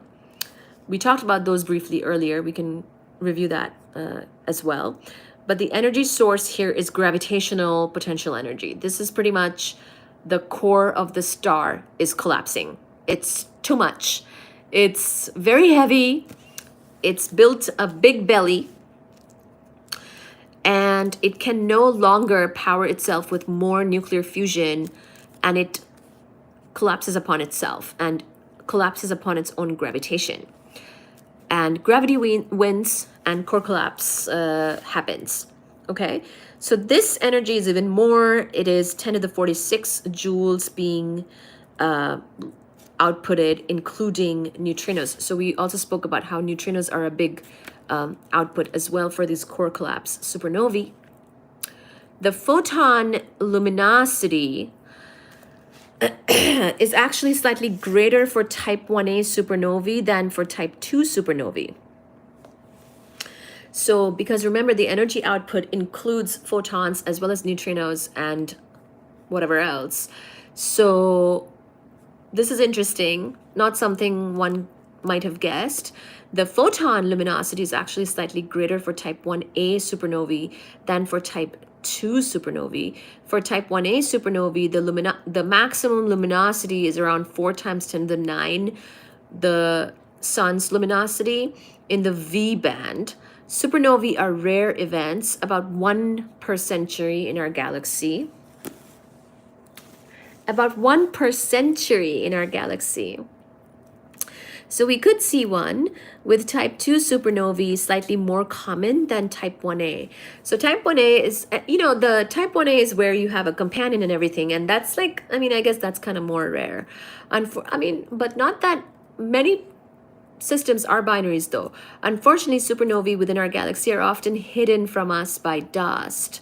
There's a lot of dust in the galaxy, guys. So, even if one is happening, we might not see it. The most recent naked eye supernova was supernova 1987A. There you go. 1987 did have one in the Large Magellanic Cloud. I'm always intrigued by such things because the Large Magellanic Cloud is basically where supernova 1987A happened. And eventually it could lead to a little system of planets and stars or something. So how crazy is that, right? So that's a little bit of a summary. We can always go back over and see, this was a bit of a summary of the supernova this was a bit of a summary on the nova and supernova. Let me read your comments. Good relationship advice. Thank you, everybody. Welcome to the live, and please like the live. I'm going to show some pictures here soon here. Maybe if people could see pictures of these facts, they'd be more like to watch your channel. Thank you. Wandering Iron Cloud. Oh, thank you. I platonically adore you. Oh, thank you so much. I love smart people, especially people like Professor Oindripi, who teaches for free. Thank you.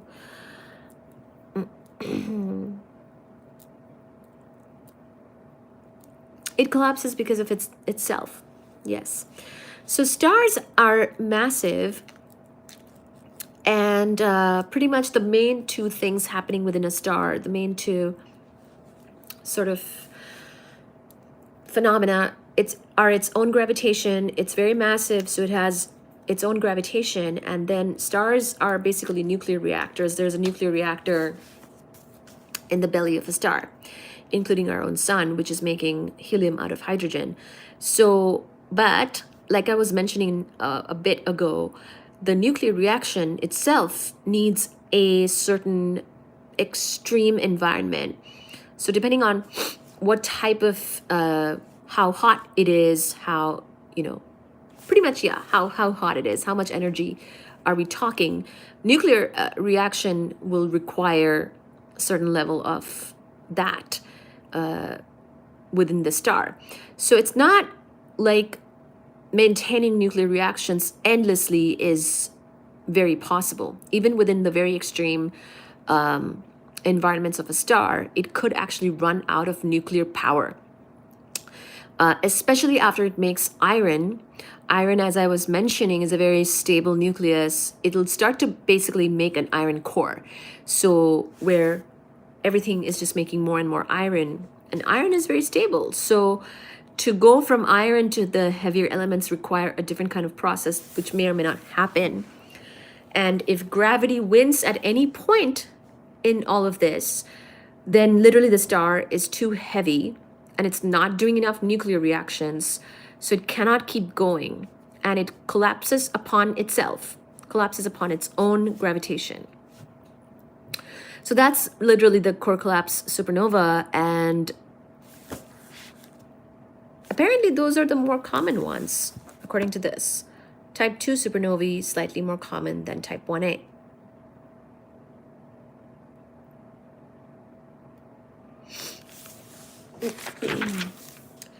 So this is an expanding nebula around the nova GK Persei. This is a nova example and an expanding nebula. So after a nova happens, or pop quiz, I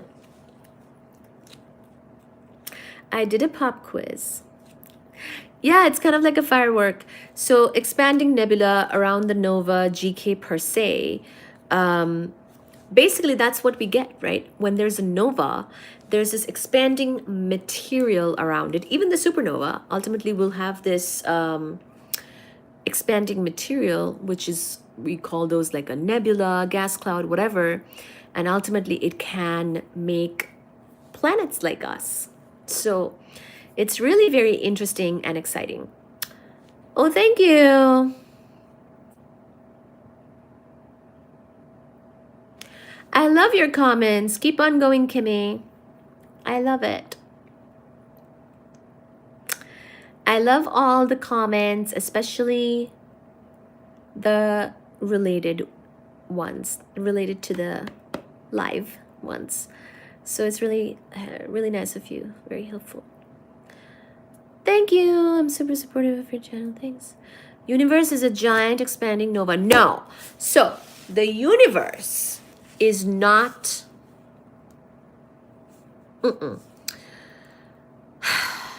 Universe, remember, we talked about cosmic inventory.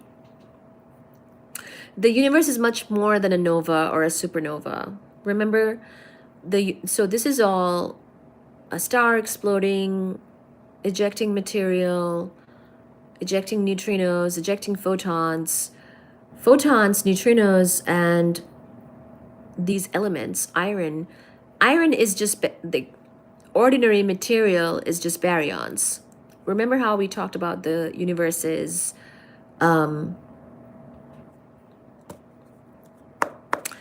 sure, it's a bit like the Big Bang, but the universe is more than this. So this is just an event in the universe. The universe is more than this. So that's where I want to be clear. A supernova, a nova, is an astrophysical event, astronomical event, astrophysical event, whatever. Involves astrophysics. The universe is more than that. The universe is cosmology, which is a bigger picture study of the universe and its evolution, its beginning, its changes, where the universe is now, etc., etc. And the biggest thing that's missing from this discussion is dark energy and dark matter. Remember, we don't know what dark energy is and we don't know what dark matter is. Nowhere in this nova and supernova discussion did we have to talk about dark matter and dark energy. Whereas when we talk about the universe, we do have to talk about those things. So the universe's expansion is not to do with this. The universe's expansion has to do with dark energy, and we don't understand what that is. And we are researching that. Well, we don't even know about dark matter and dark energy. So there are questions to be answered about the current universe and whether that's from its beginning to now, or, you know, now and then beginning. You know, what came before the universe is another question. It is another question. But I would say there are questions about the universe that we are in at the moment that we cannot yet fully answer. No, is this why you were? No. So the investigation for neutrinos is to study astrophysics. I did not specialize in dark matter, but I'm interested in dark matter as a topic. But the study that I was doing, looking for neutrinos, those neutrinos are extragalactic astrophysical neutrinos, potentially from these various astrophysical events, like what we're talking about here. So this is the distinction I want to make. What we're talking about here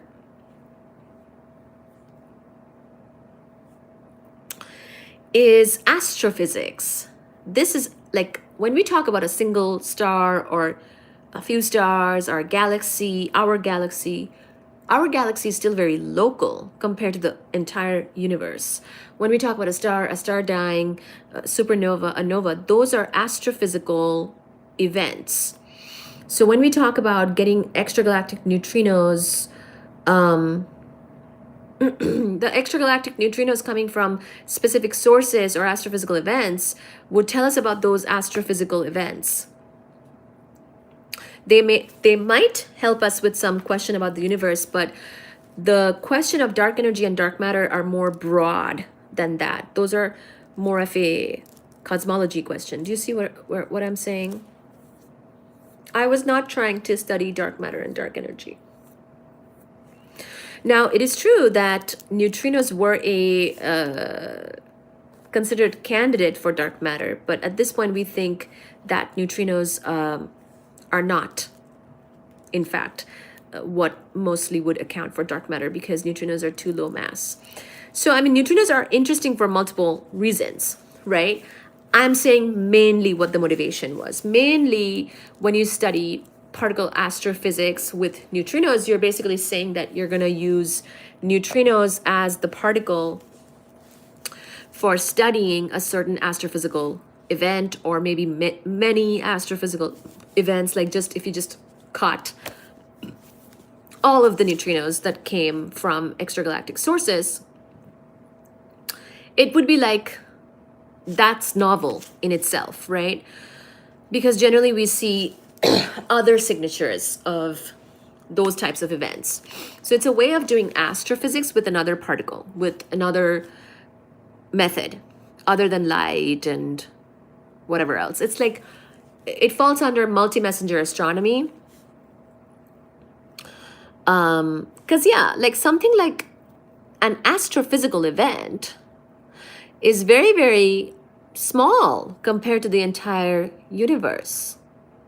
The universe, how it began, how it evolved, the cosmic ingredients, that's a much more, that's a cosmology thing. That's a broader topic or a different topic. It's, all of it is interesting, but neutrinos as they relate to, say, the Big Bang. I mean, if I could find like Big Bang neutrinos, I mean,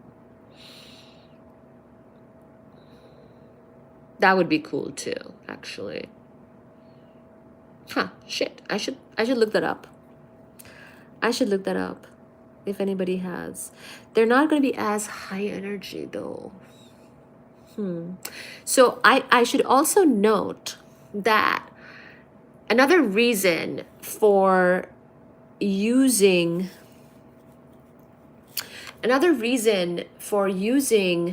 neutrinos for these astrophysical events is because, yeah, I'll answer that. The another reason for using neutrinos for this, remember we were trying, so it's a very specific topic. Particle astrophysics, the stuff I was doing, is a very specific topic. It's also about very high energy events and these natural particle accelerators, sites in the sky, maybe extragalactic, probably extragalactic, which are naturally accelerating particles to a very high energy. So when you probe those events, you're learning specifics about those events. And when you say you've caught, say, a neutrino from those events, then that's another way to look at those events. It's a probe into that particular astrophysics. So it's an astrophysics thing. Cosmology has to do with, yeah, the universe. Now, what's more interesting to me? I think when I was in grad school, astrophysics was more interesting to me. But now, since I pretty much all of it is got to look at it. So now I might be more interested in cosmology at this point. I think I want to learn more about dark matter and dark energy. Just because that's more of what I didn't do in the past. So yeah, it's all of it is interesting. It's different.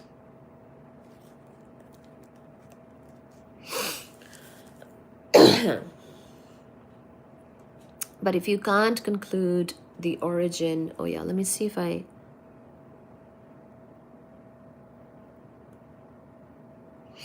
I'm gonna make a short YouTube video with adoring comments of your channel. Oh, thank you. Thank you, Kimmy. Appreciate it. Yeah, tag me. I'll comment on it. Thank you, everybody. Can we get 20 likes, please? But if you can't conclude the origin of the high energy particles, I don't understand what you could learn. We can conclude the origin of the high energy particles. So we can do directional astronomy, right? Like neutrinos don't interact with most things and they're not charged, so they don't get deflected by like magnetic fields in the galaxy and things like that. So neutrinos are actually the rare kind of particle that do point back to their source. So that is actually one of the motivations for using neutrinos to do particle astrophysics. Whereas photons can get attenuated, cosmic rays can get deflected, gravitational waves are kind of hard to detect. You would need bigger, more cataclysmic events to be sensitive to gravitational waves. Neutrinos are also hard to detect, but when you do detect them, they generally point back to their source. So if you do directional constraints, then you should be able to say where they came from. Like your search would have to include direction as a constraint, not just time.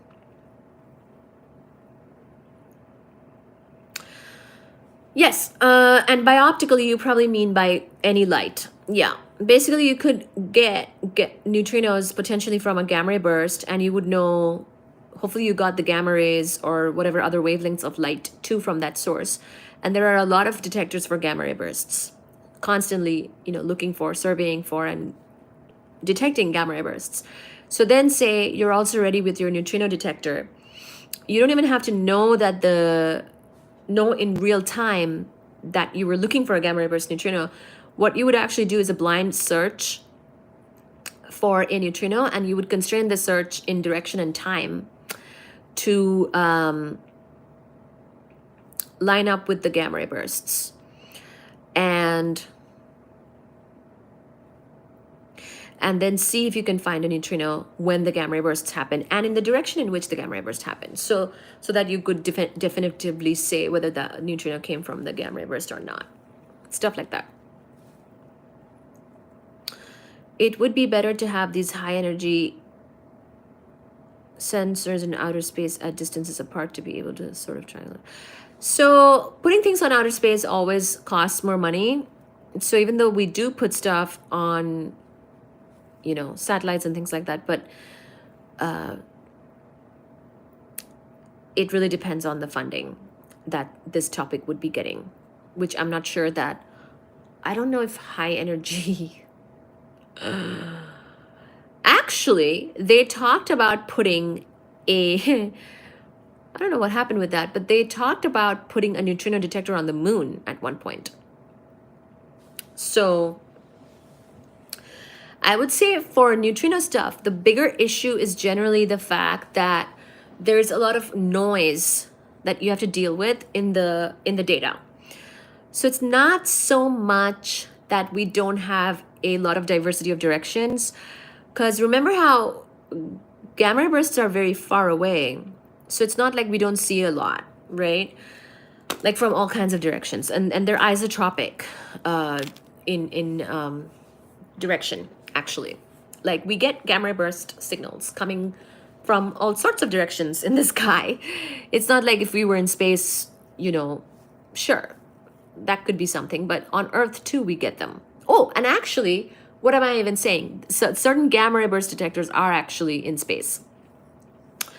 So, but neutrino detectors, I don't know too many, I guess, I don't know any neutrino detectors in space. Maybe there are such things, but I know that there are gamma ray burst detectors in space. So then the question is that really what the people suffer from is anthropogenic noise is a big deal here on Earth. So because the neutrino signal can, well, anthropogenic signals can sometimes look like the neutrino signal, more than likely that's the issue, and not the fact that we would need to be in space because of the direction stuff. But I mean, who doesn't like to be in space? So if somebody wanted to build a neutrino detector, the other thing too is that you need neutrinos that are high energy neutrinos, and in general neutrinos don't interact with much. High energy neutrinos will interact more than lower energy neutrinos, but basically because they don't interact a lot, you would basically need a ton of instrumented volume of some material in order to detect them. So this is kind of hard to put in space, right? I mean, what is in space which would readily interact with neutrinos a lot? And then for us to catch it, right? we want the interaction to happen and the signature of it to be caught. And so we use Antarctica and all of its ice as such a thing. We've even thought of the moon as being such a thing. But in space, you have to ask the question, what exactly is your detection method? If that makes sense. Okay. So that's sort of the that's the neutrino stuff. It's very, well, neutrinos also are an important cosmic inventory, or cosmic ingredient, or it's part of the cosmic inventory. So the cosmic inventory is, again, photons, baryons, neutrinos, dark matter, and dark energy. We know three of these things. We know photons, that's light. Neutrinos, we talked about neutrinos, it's a weakly interacting particle. And we know what baryons are. Baryons is what make up us, protons and neutrons. Elements, that's baryons. But those are a minority, turns out, in the cosmic ingredient, and most of the cosmic ingredient is actually dark energy and dark matter. In this current era of the universe, which, by the way, the universe has evolved a lot since its beginning. So at this point, if you were to catch a neutrino that's from the Big Bang era, like a primordial neutrino, that could be really cool. I don't know if people do that yet. And so neutrinos have always been part of our story. So in general, the particle neutrino is interesting if you get neutrinos from specific interesting sources and events like these supernovae things that we're talking about or whatever else. Then that's interesting for probing those particular events. But for cosmology, we need to be thinking more large scale and thinking how, say, for example, dark matter affects distribution of galaxies in the universe, or how dark energy, expands our universe and why it's even happening. Those are the questions. And those are sort of very fundamental questions, but they're also kind of different from generally.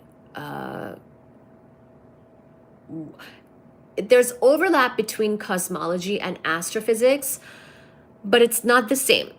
And that's why sometimes I take time to actually describe what these things are, what the topics are. And they're not the same thing.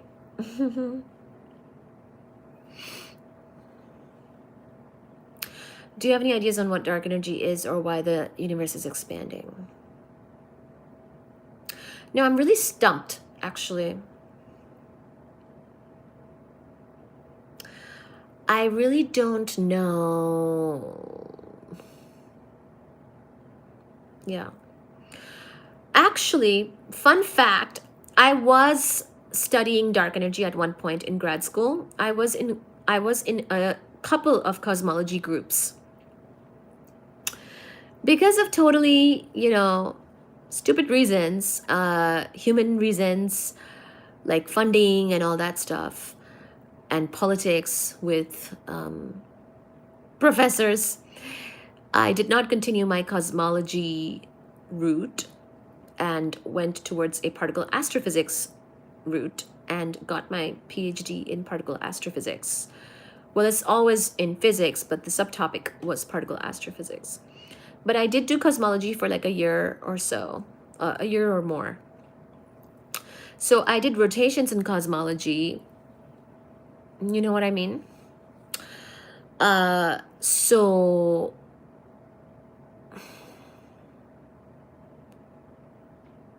thank you. Yeah, so I did have some opportunity to study the topic, but right now, for example, the dark energy survey, the dark energy spectroscopic instrument, like there are big collaborative work happening in that area. And it will be very interesting what they come up with. And they do need a lot of good people. So I'm hoping that the science outreach here kind of educates more and more people, and more people can join the efforts. But thank you for the faith you have in me. I'm just a mere human. One person. My job there was something quite different. I can't say too much about it. Something like that.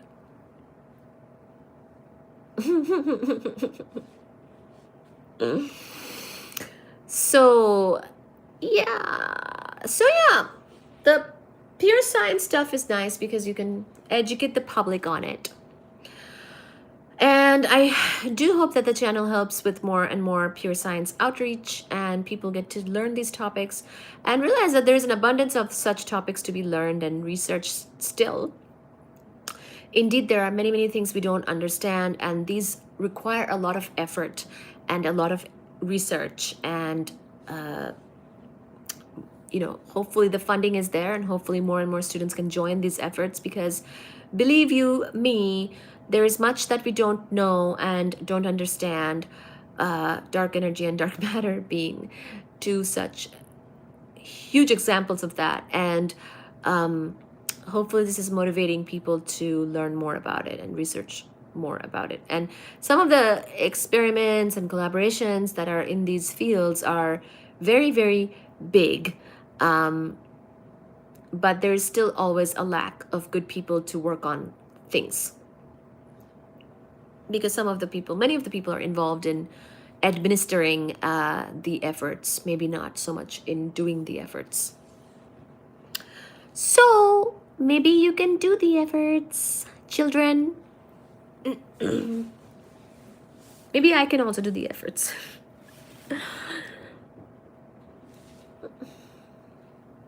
Oh, that's not true. I think people are actually very smart. I think people are really smart, but they might not have had the right exposures to things and whatnot. And also, I think a lot of smart people don't really go into academia.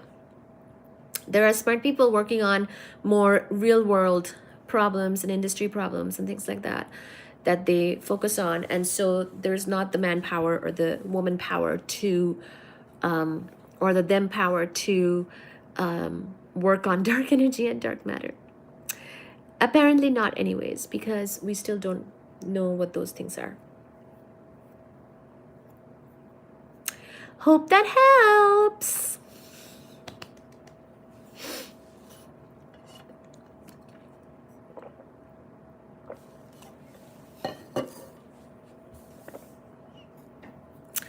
Did you ask me something about why I don't like men?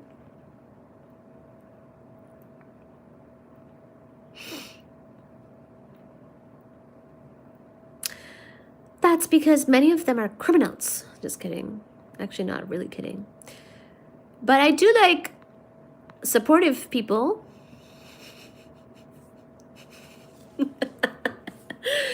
Is it shooting shit time? Yeah, sure. Let's do it.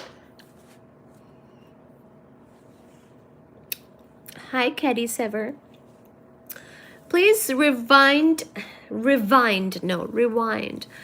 rewind the live to see more material on Nova and Supernova. And please like the live. Can you please like the live? Can we get 20 likes? Last night I got 40 likes. Somehow today we only have 16 likes. It's shooting the shit time. I think I'm gonna do galaxies tomorrow. I'm tired. That gym class wore me out.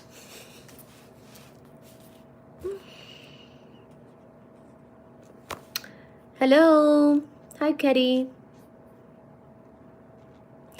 I got 120 followers on my Facebook thing today. Today? Did you post something?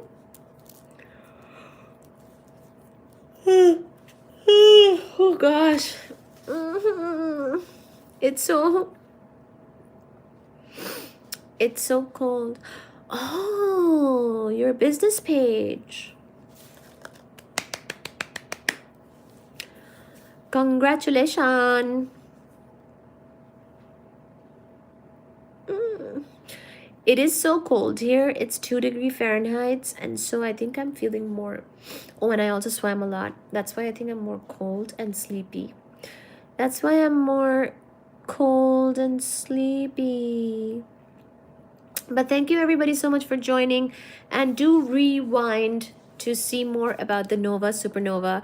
Sorry, there were some distractions in the beginning and my output I think was a little intermittent, but eventually it stabilized. Thank you, Ketty. I don't quite understand what you're saying, but thank you so much for being here.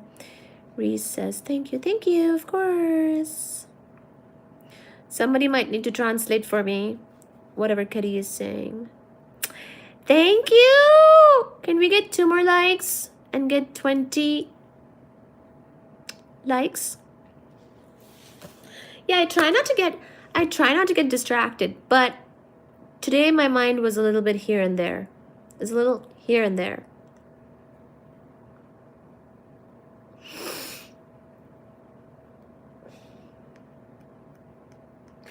Can we get 20 likes?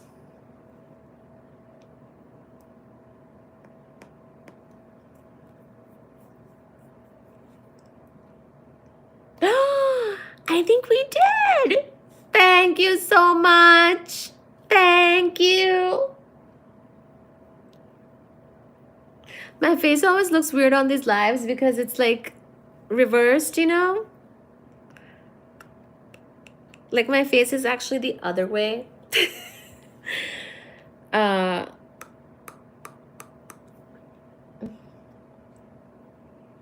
it's like a reverse face that I'm seeing. But whatever. Who cares? Who cares? Ooh, so tomorrow I think we're going to talk about our galaxy. In fact, I'll give you a preview now because I'm feeling happy. I just remembered something.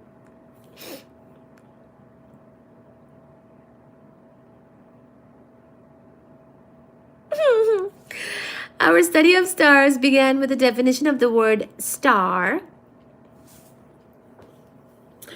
A sense of symmetry compels us to begin our study of galaxies with the definition of the word galaxy. So we did not define galaxy yet, I don't think. So let's have a definition. A galaxy is a collection of stars between 1 million and 1 trillion of them, in round numbers, plus gas, dust, and dark matter held together by gravity.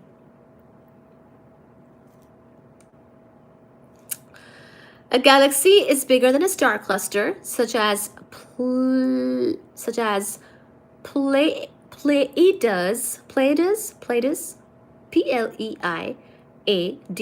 however you say that, and smaller than a cluster of galaxies, such as the Virgo cluster. So Virgo cluster is a cluster. It's a cluster of galaxies, a group of galaxies. Although there are hundreds of billions of galaxies within the volume accessible to our telescopes, we will start. So there are hundreds of billions of galaxies within the volume accessible to our telescopes. We will start by looking in depth at the galaxy in which we live, which is the Milky Way galaxy. So tomorrow we will take a closer look at the Milky Way galaxy. Oh, I have a picture to show you. I have an awesome picture to show you. What's funny? Nothing is funny. I'm just feeling happy about something. I just remembered something and I felt happy. That's all. Let me show you a picture now. Look at that. Look at that. That's the Milky Way galaxy, our own galaxy, seen from Mount Graham, Arizona. If you go to Arizona, make sure to look up. Look at that. How amazing looking. Oh!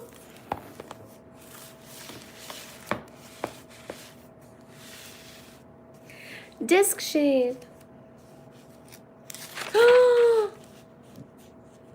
On a dark night far from city lights,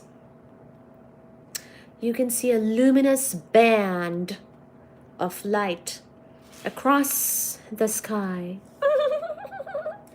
Yes, we are a spiral galaxy. Yes, but we see the band because we don't see the full you know what I mean? So we see a luminous band of light across the sky, forming a great circle on the celestial sphere.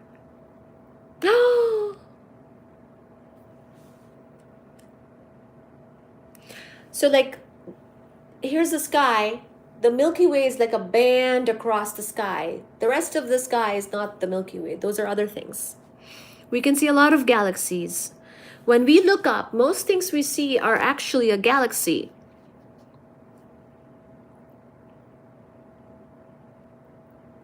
I don't know.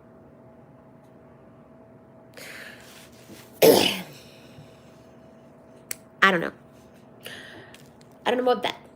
So when we look up, say you go to Hawaii or a remote dark place or this Arizona spot, when you say you lay down and you look up,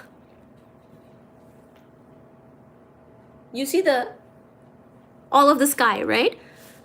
the Milky Way is just a band across the sky.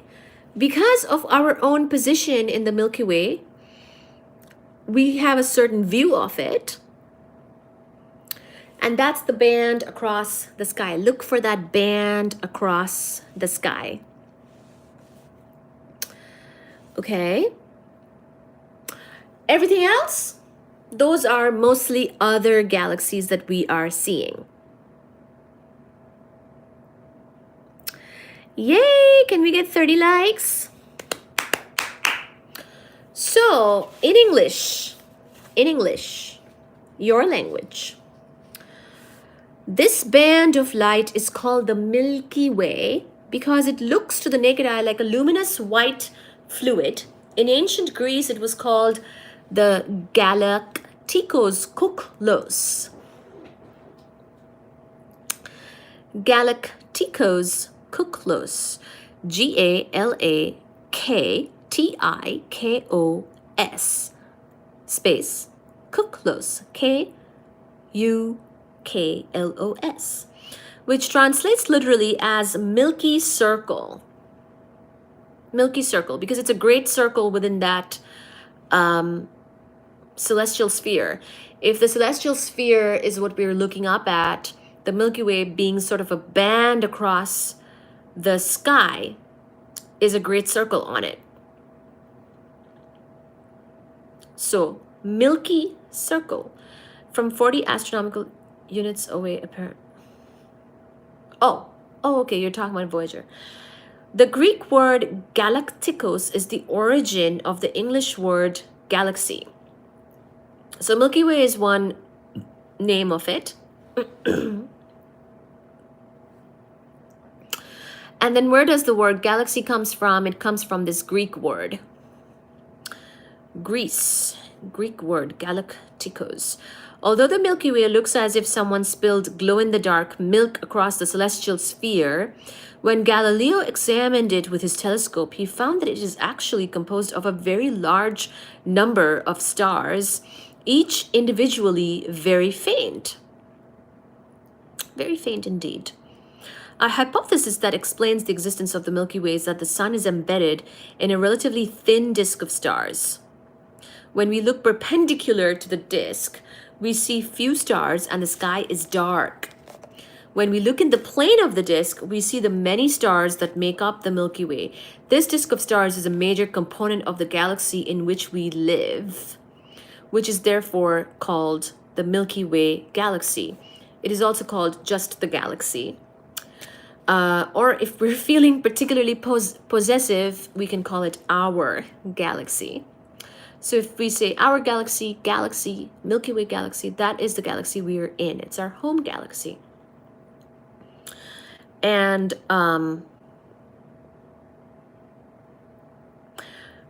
when we look in the plane of that disk, we see many, many stars. The first method used to determine the size and shape of our galaxy was the method of star counts. To demonstrate how star counts work, let's start with some simplifying assumptions. All stars have the same absolute magnitude, M, big M. This is not true in general, but we can choose to look only at main sequence stars of a particular spectral type. So stars spend a lot of time, by the way, on the main sequence. Our sun is on the main sequence. So you could say, okay, let's look for main sequence stars of a particular spectral type. Let's see where that gets us. The number density of stars n is constant within our galaxy. That's an assumption as well. Here, things got kind of faint and dark. I don't know why. Maybe my phone is being weird. Okay, I'm just making sure. There is no absorption due to dust. Now that too is not true, but it's an assumption, a dubious one. A star of absolute magnitude big M will have an apparent magnitude small m. So I think, yeah, that M we were talking about earlier, I think it was apparent magnitude. It wasn't too it wasn't super important, but I think that's what it was. Anyway, this absolute magnitude M will have an apparent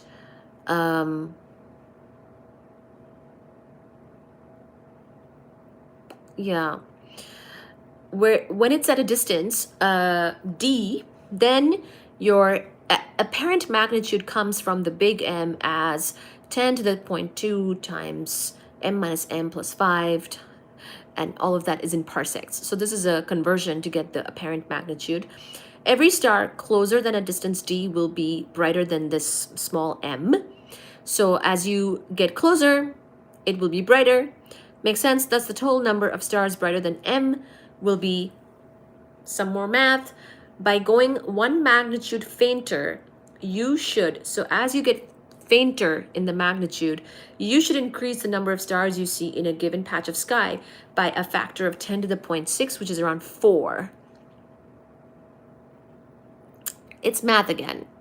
So basically, as you go one magnitude fainter, you should increase the number of stars that you are seeing in a given patch of sky by 4, because you've gone farther.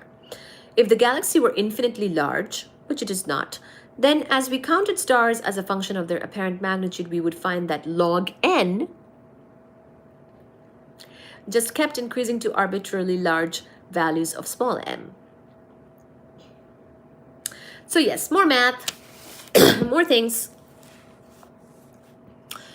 And remember, we had some assumptions here that are not quite correct, but gives us an idea. Gives us some idea.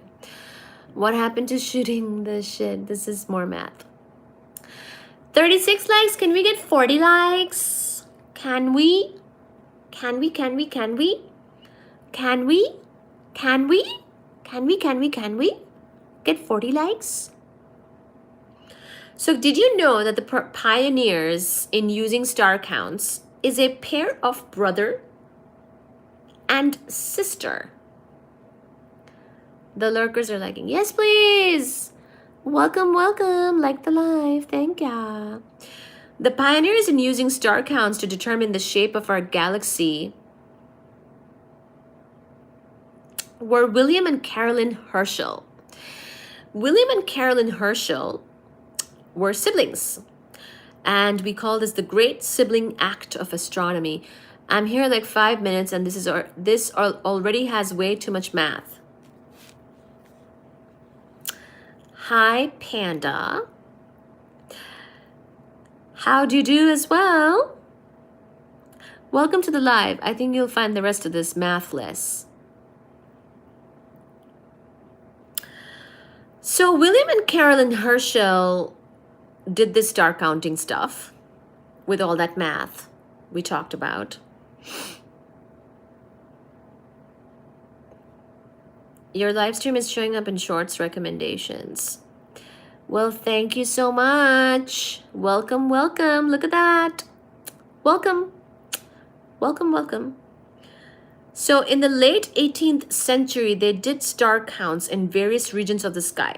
You can just choose a patch of sky and do it.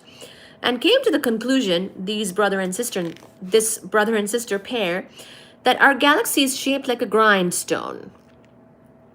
If you don't know what that is, a grindstone is a thick disc made of coarse abrasive stone. Unfortunately, the Herschels were unaware of the existence of interstellar dust.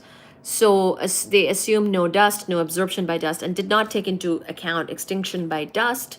As a result, they came to the erroneous conclusion that we are near the center of a relatively small galaxy. We're not near the center. We're off to the side.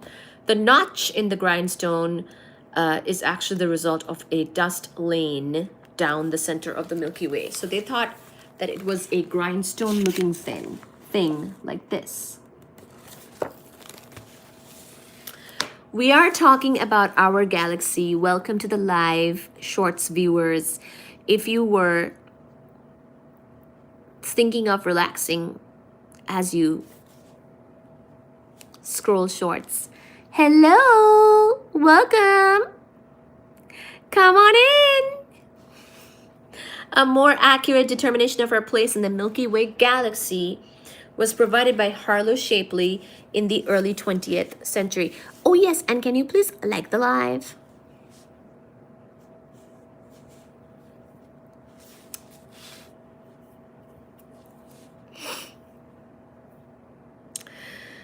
Shapley did it by looking away from the dust-laden Milky Way and examining the distribution of globular clusters.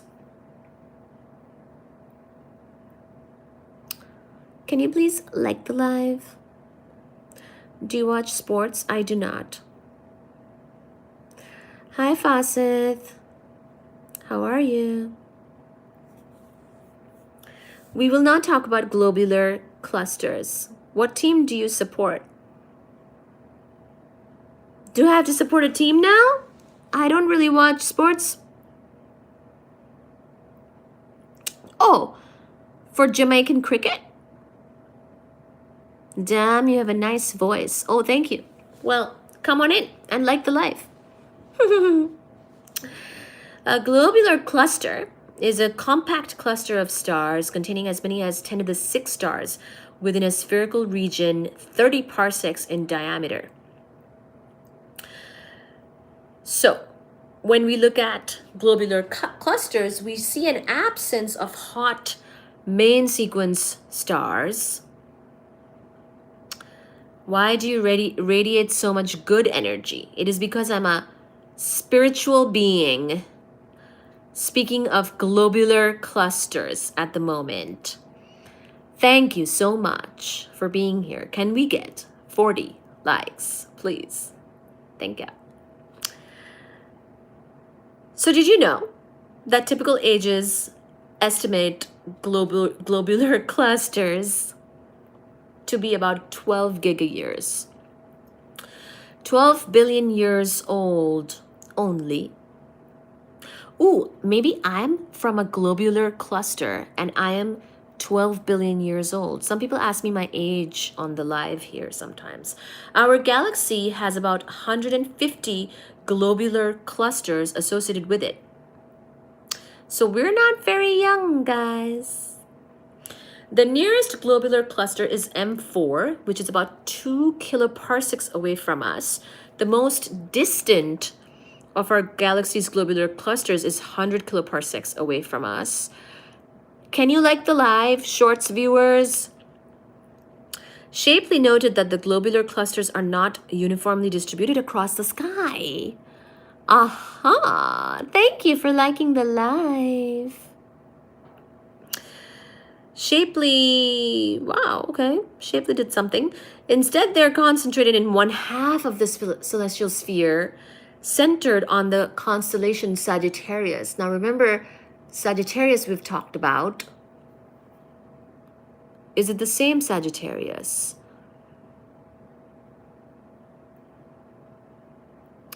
Did you know that when you click your fingers, the sound comes from the finger striking your palm?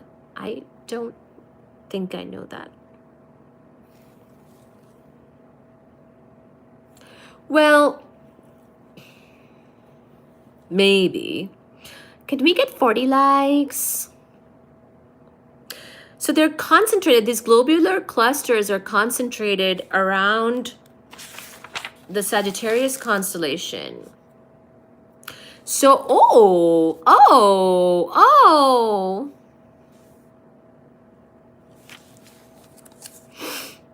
Are you a tarot reader? Are you asking if I'm a tarot reader? Maybe I should start reading tarot. Maybe. Ooh, can you subscribe? Can you like, share, and subscribe? So globular clusters are all orbiting the center of our galaxy. So by the way, here it comes. Reese, what is at the center of our galaxy? We know.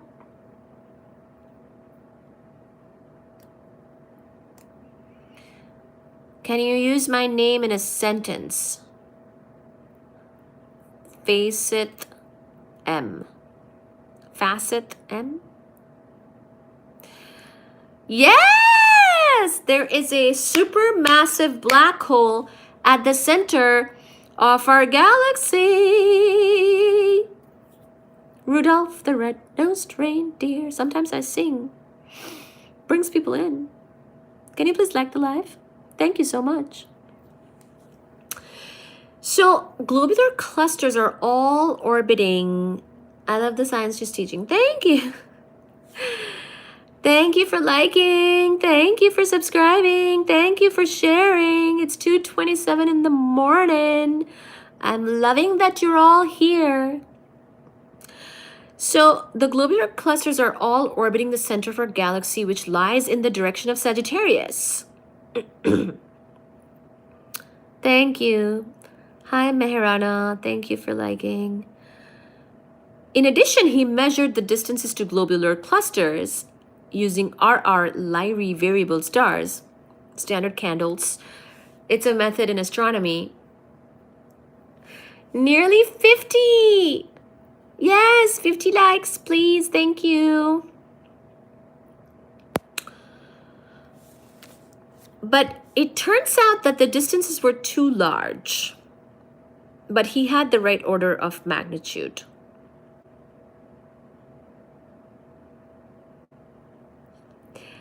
Can we get 50 likes?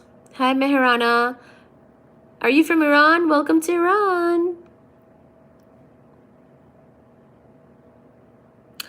So this discovery that we're not, so modern distance measurements tell us that the distance to the galactic center is around 26,000 light years, which is around 8 kiloparsecs, 8 plus or minus 1 kiloparsecs.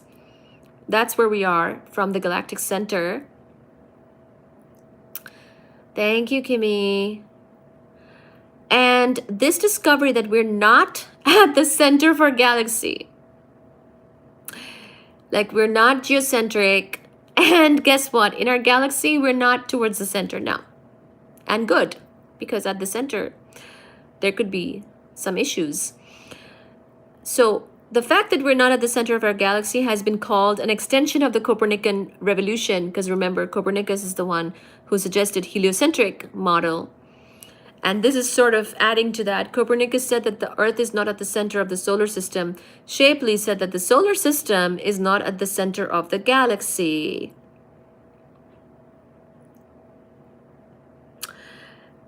And before you ask, the galaxy is not at the center of the universe. In fact, as far as we know, as far as we can tell, the universe doesn't have a center. Aww. Do spiral galaxies always? Many galaxies do have a supermassive black hole at the center. Yes. Many galaxies are known to have that. So, great. We've discovered that we're not at the center of our galaxy. We're around 8 plus or minus 1 kiloparsecs away from the center. We're off to the center. We're off from the center. We're off to the side, not the center. We're not at the center. We're off to the side. Around 8 plus or minus 1 kiloparsecs away from the center. Okay. Which is around 26,000 light years. And the entire galaxy from one end to the other is around 100,000 light years across. Okay? So.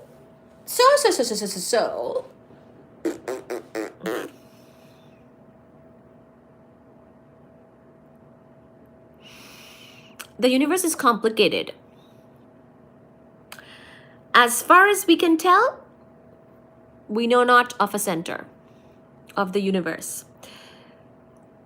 Thank you. Can we get 50 likes? Ooh. Next, we will talk about population 1 and population 2 stars. So, the universe started from a singularity, the Big Bang, and it started from a singularity. And it has expanded because of dark energy, but we know not of a center of it, okay? The universe is a bit more complicated than normal Because Reese, remember that the universe could be, for all I know, the universe operates with more dimensions. We experience 4 dimensions, but it could have more. Okay? Can you say ubu? What does that mean? Ayad Al-Ahmad. Hello, Ayad. What does that ubu mean? Bay says Mehrana.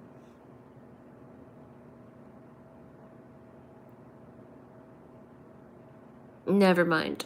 Okay. Can we get 50 likes?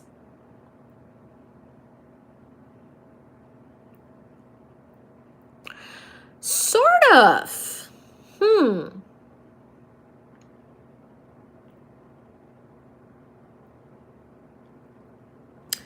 Okay, so our galaxy has a few parts.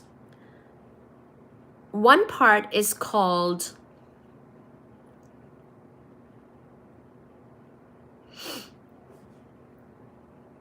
do you speak foreign languages?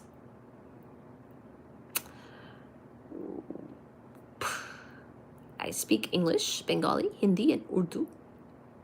Will that do? So our galaxy has a luminous component. The most luminous component of our galaxy is the disk. We kind of mentioned the disk already, so we'll come back to it, but that's one thing, disk. Then we have a second component of our galaxy, which is called the bulge. If you look at the Milky Way at infrared wavelengths to minimize the effects of dust, you see a bulge in the direction of Sagittarius near the galactic center. The central bulge of our galaxy is about 1 kiloparsecs in radius, so you can see it stick out above and below the disk. At the very center of the bulge, there is a tiny nucleus bright at radio wavelengths. We talked about that. It's the supernova, or supermassive black hole. What am I saying? Supermassive black hole, which eats material from nearby objects and accretes, and that makes the radio wavelengths happen. Yes, so we talked about the disk. We have a disk in the galaxy. We have a bulge. The third component of our galaxy is the halo. Not like Halo Moto, but halo. H-A-L-O. Halo. The halo is a roughly spherical distribution of stars, about 100 kiloparsecs in radius. Thus, it extends far beyond the disk. The halo has the same luminosity as the bulge, but its stars are spread over a volume about 10 to the 6 times larger. The 3 stellar components of our galaxy, disk, bulge, and halo, differ in their stellar populations, as well as in their size, shape, and kinematic properties. So we will talk about stellar populations. Not all stars are from the same population. Not all stars belong to the same generation. So let's talk about that. The thin disk contains relatively young stars for the most part and is where most star formation is occurring today. Thin disk stars tend to be rich in metals, with a mass fraction in metals of Z over 0.01. In the jargon of astronomers, stars that are young and metal rich are called population 1 stars. Can we get 50 likes? By contrast, the halo contains stars that are relatively old and low in metals. So these are called metal poor stars, by the way. And these are population 2 stars. It's almost like a backwards way of naming them. So metal poor stars are older stars, but they're called population 2. You know, the thick disk contains stars that are intermediate in their properties between population 1 and population 2. Thus, it is described as having an intermediate population of stars. And the bulge contains a mixture of old and young stars, so it is a place where population 1 and population 2 coexist.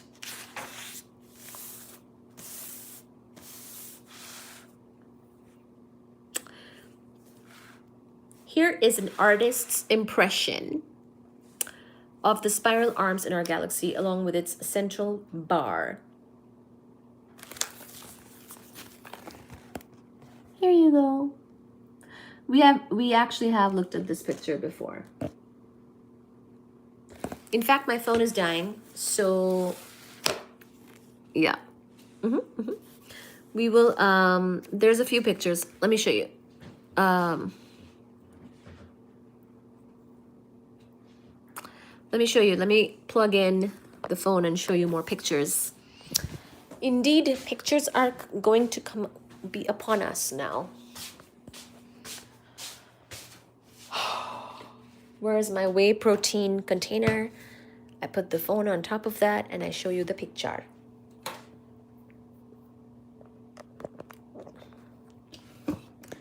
Can we get 50 likes? Here you go.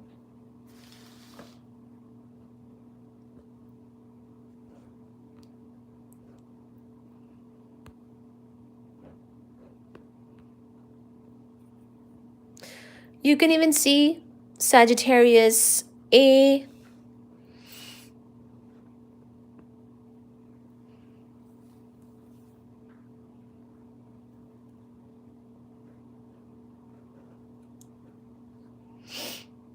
Yes, so right here, this is the Sagittarius arm.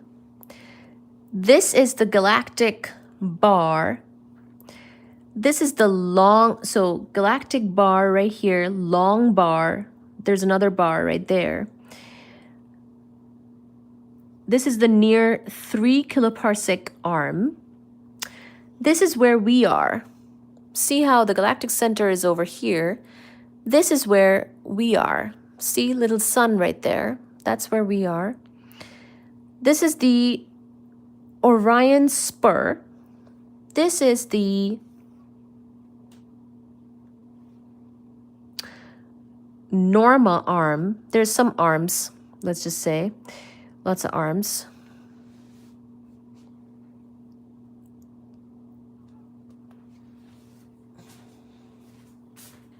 But very interesting that we're not at the center, right? Thank you for liking the live. Really appreciate you guys. So this is called Scutum Centaurus arm, Norma arm, galactic bar, Sagittarius arm, far 3 kiloparsec arm, near 3 kiloparsec arm. All we know is, you know, big radio source here because Sagittarius star, which is the actual supermassive black hole, is constantly eating material from its surroundings. So those falling accreting material will give us big signals in radio waves and other wavelengths.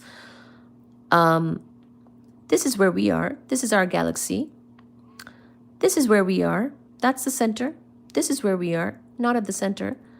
This is the Orion spur, Perseus arm, outer arm. So this is so lots of arms here, right? One arm, another arm, another arm, another arm, another arm, another. So lots of arms. Outer arm, Scutum Centaurus arm, Norma arm, near 3 kiloparsec arm, Sagittarius arm, right here, Sagittarius arm, us, Perseus arm, outer arm.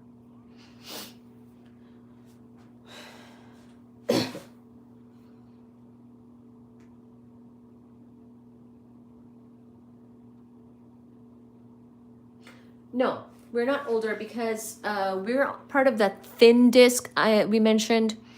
We're part of the thin disk. So this said, the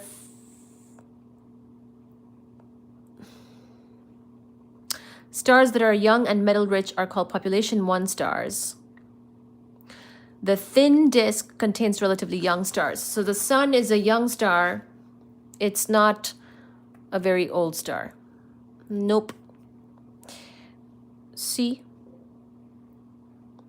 Thin disk right here. That's where we are. Sun.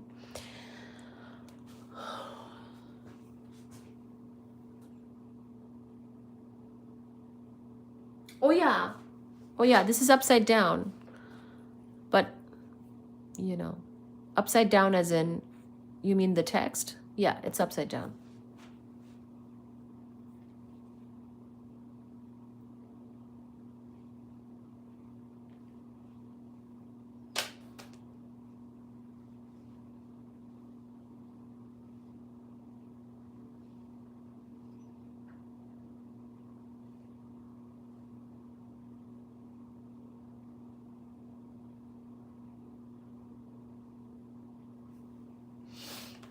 Okay, galactic center, us.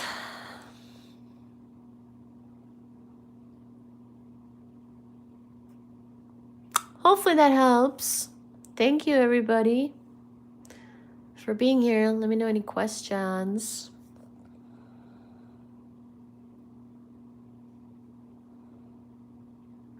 This is called scutum Centaurus arm.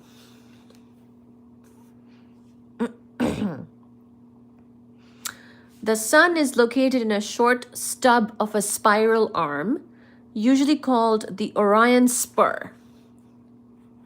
Right here. Orion spur.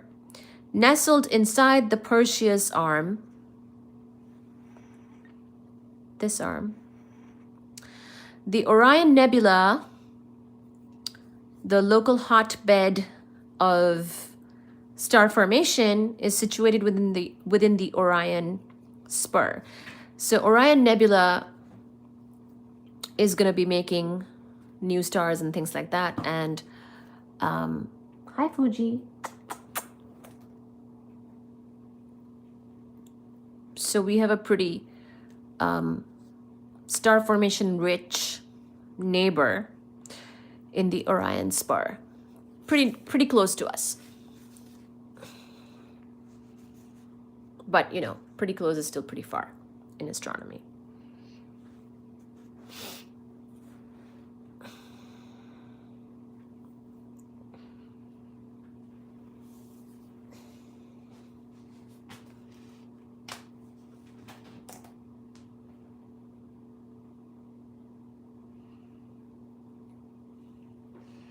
Hi, Sachi. Turn your phone around, Kimmy. Yes, please. Thank you. Do that. Sorry. Can we get 50 likes?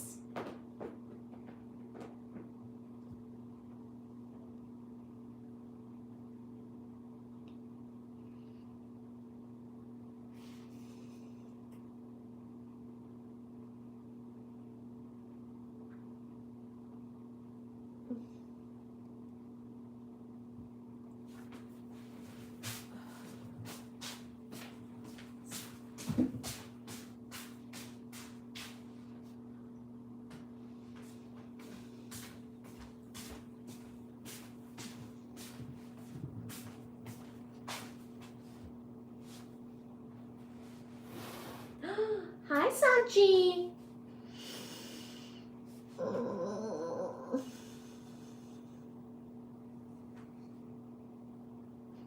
It's so cold here. Ooh, if you want, we can look at another thing. Turn your frown upside down again.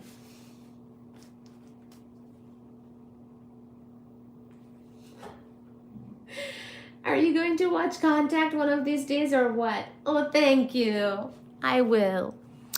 This is NGC 891 with a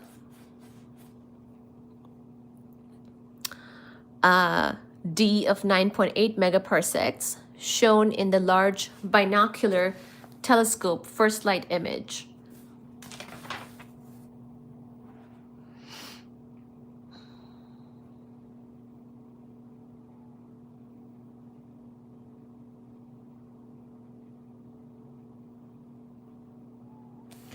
Ooh, if you could view the Milky Way galaxy from outside, oriented so that the disk were edge-on, it would probably look like the galaxy NGC 891. Notice the prominent dust lane running down the middle of the galaxy. It is generally true for disk-dominated galaxies like the Milky Way and NGC 891 that the dust and gas is confined to a much thinner disk than the stars. So here's another galaxy for you, sort of what our galaxy would look like if we saw it edge on. NGC 891.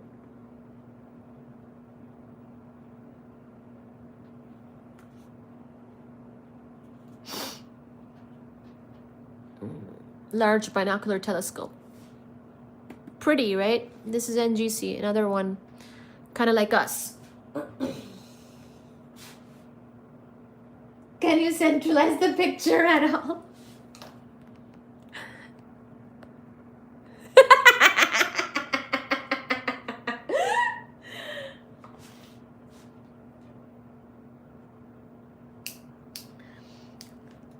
Yes, this is an image.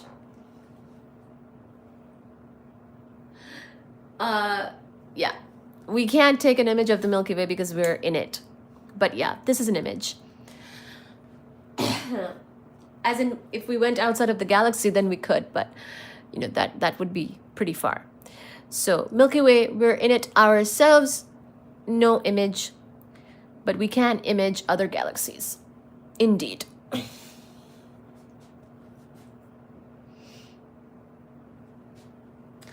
No, this is NGC 891. How can we take a picture of the Milky Way edge on? We're in that galaxy. We're in Milky Way. We can't take a picture of the Milky Way edge on because we're in it. We can't readily go outside of the Milky Way. It's very far. But we can image other galaxies edge on or whatever on. And this is an example of such a galaxy that we imaged edge on. It's called NGC 891.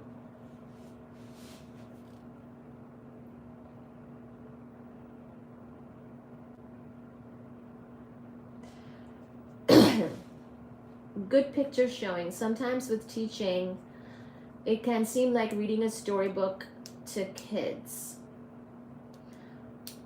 But it's normal and understandable why. Can we get 50 likes?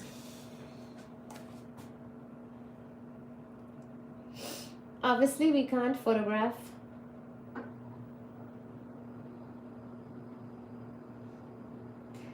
Exactly.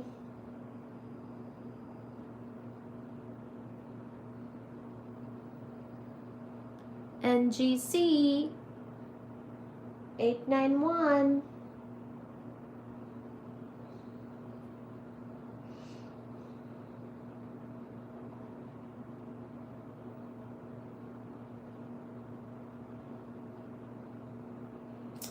Good night. Me too. I gotta go too. I need to go to bed. Thank you.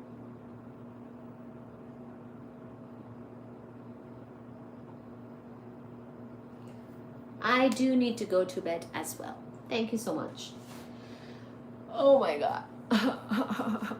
I'm a little tired. I'm a little tired.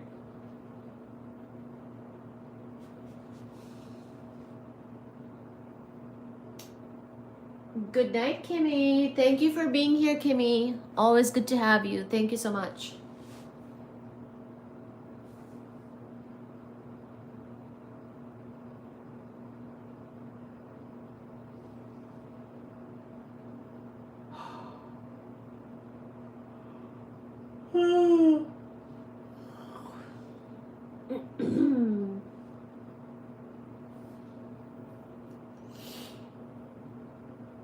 Pinned your comment. Thank you. Bye bye, everybody.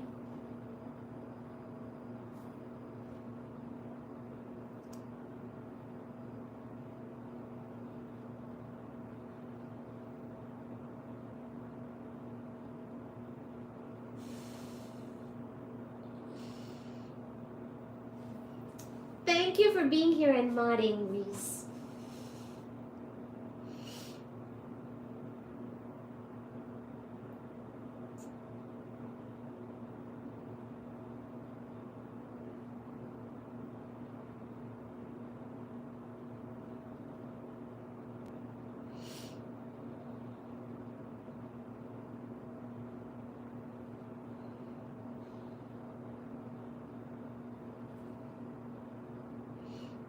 Oh, okay. Thank you.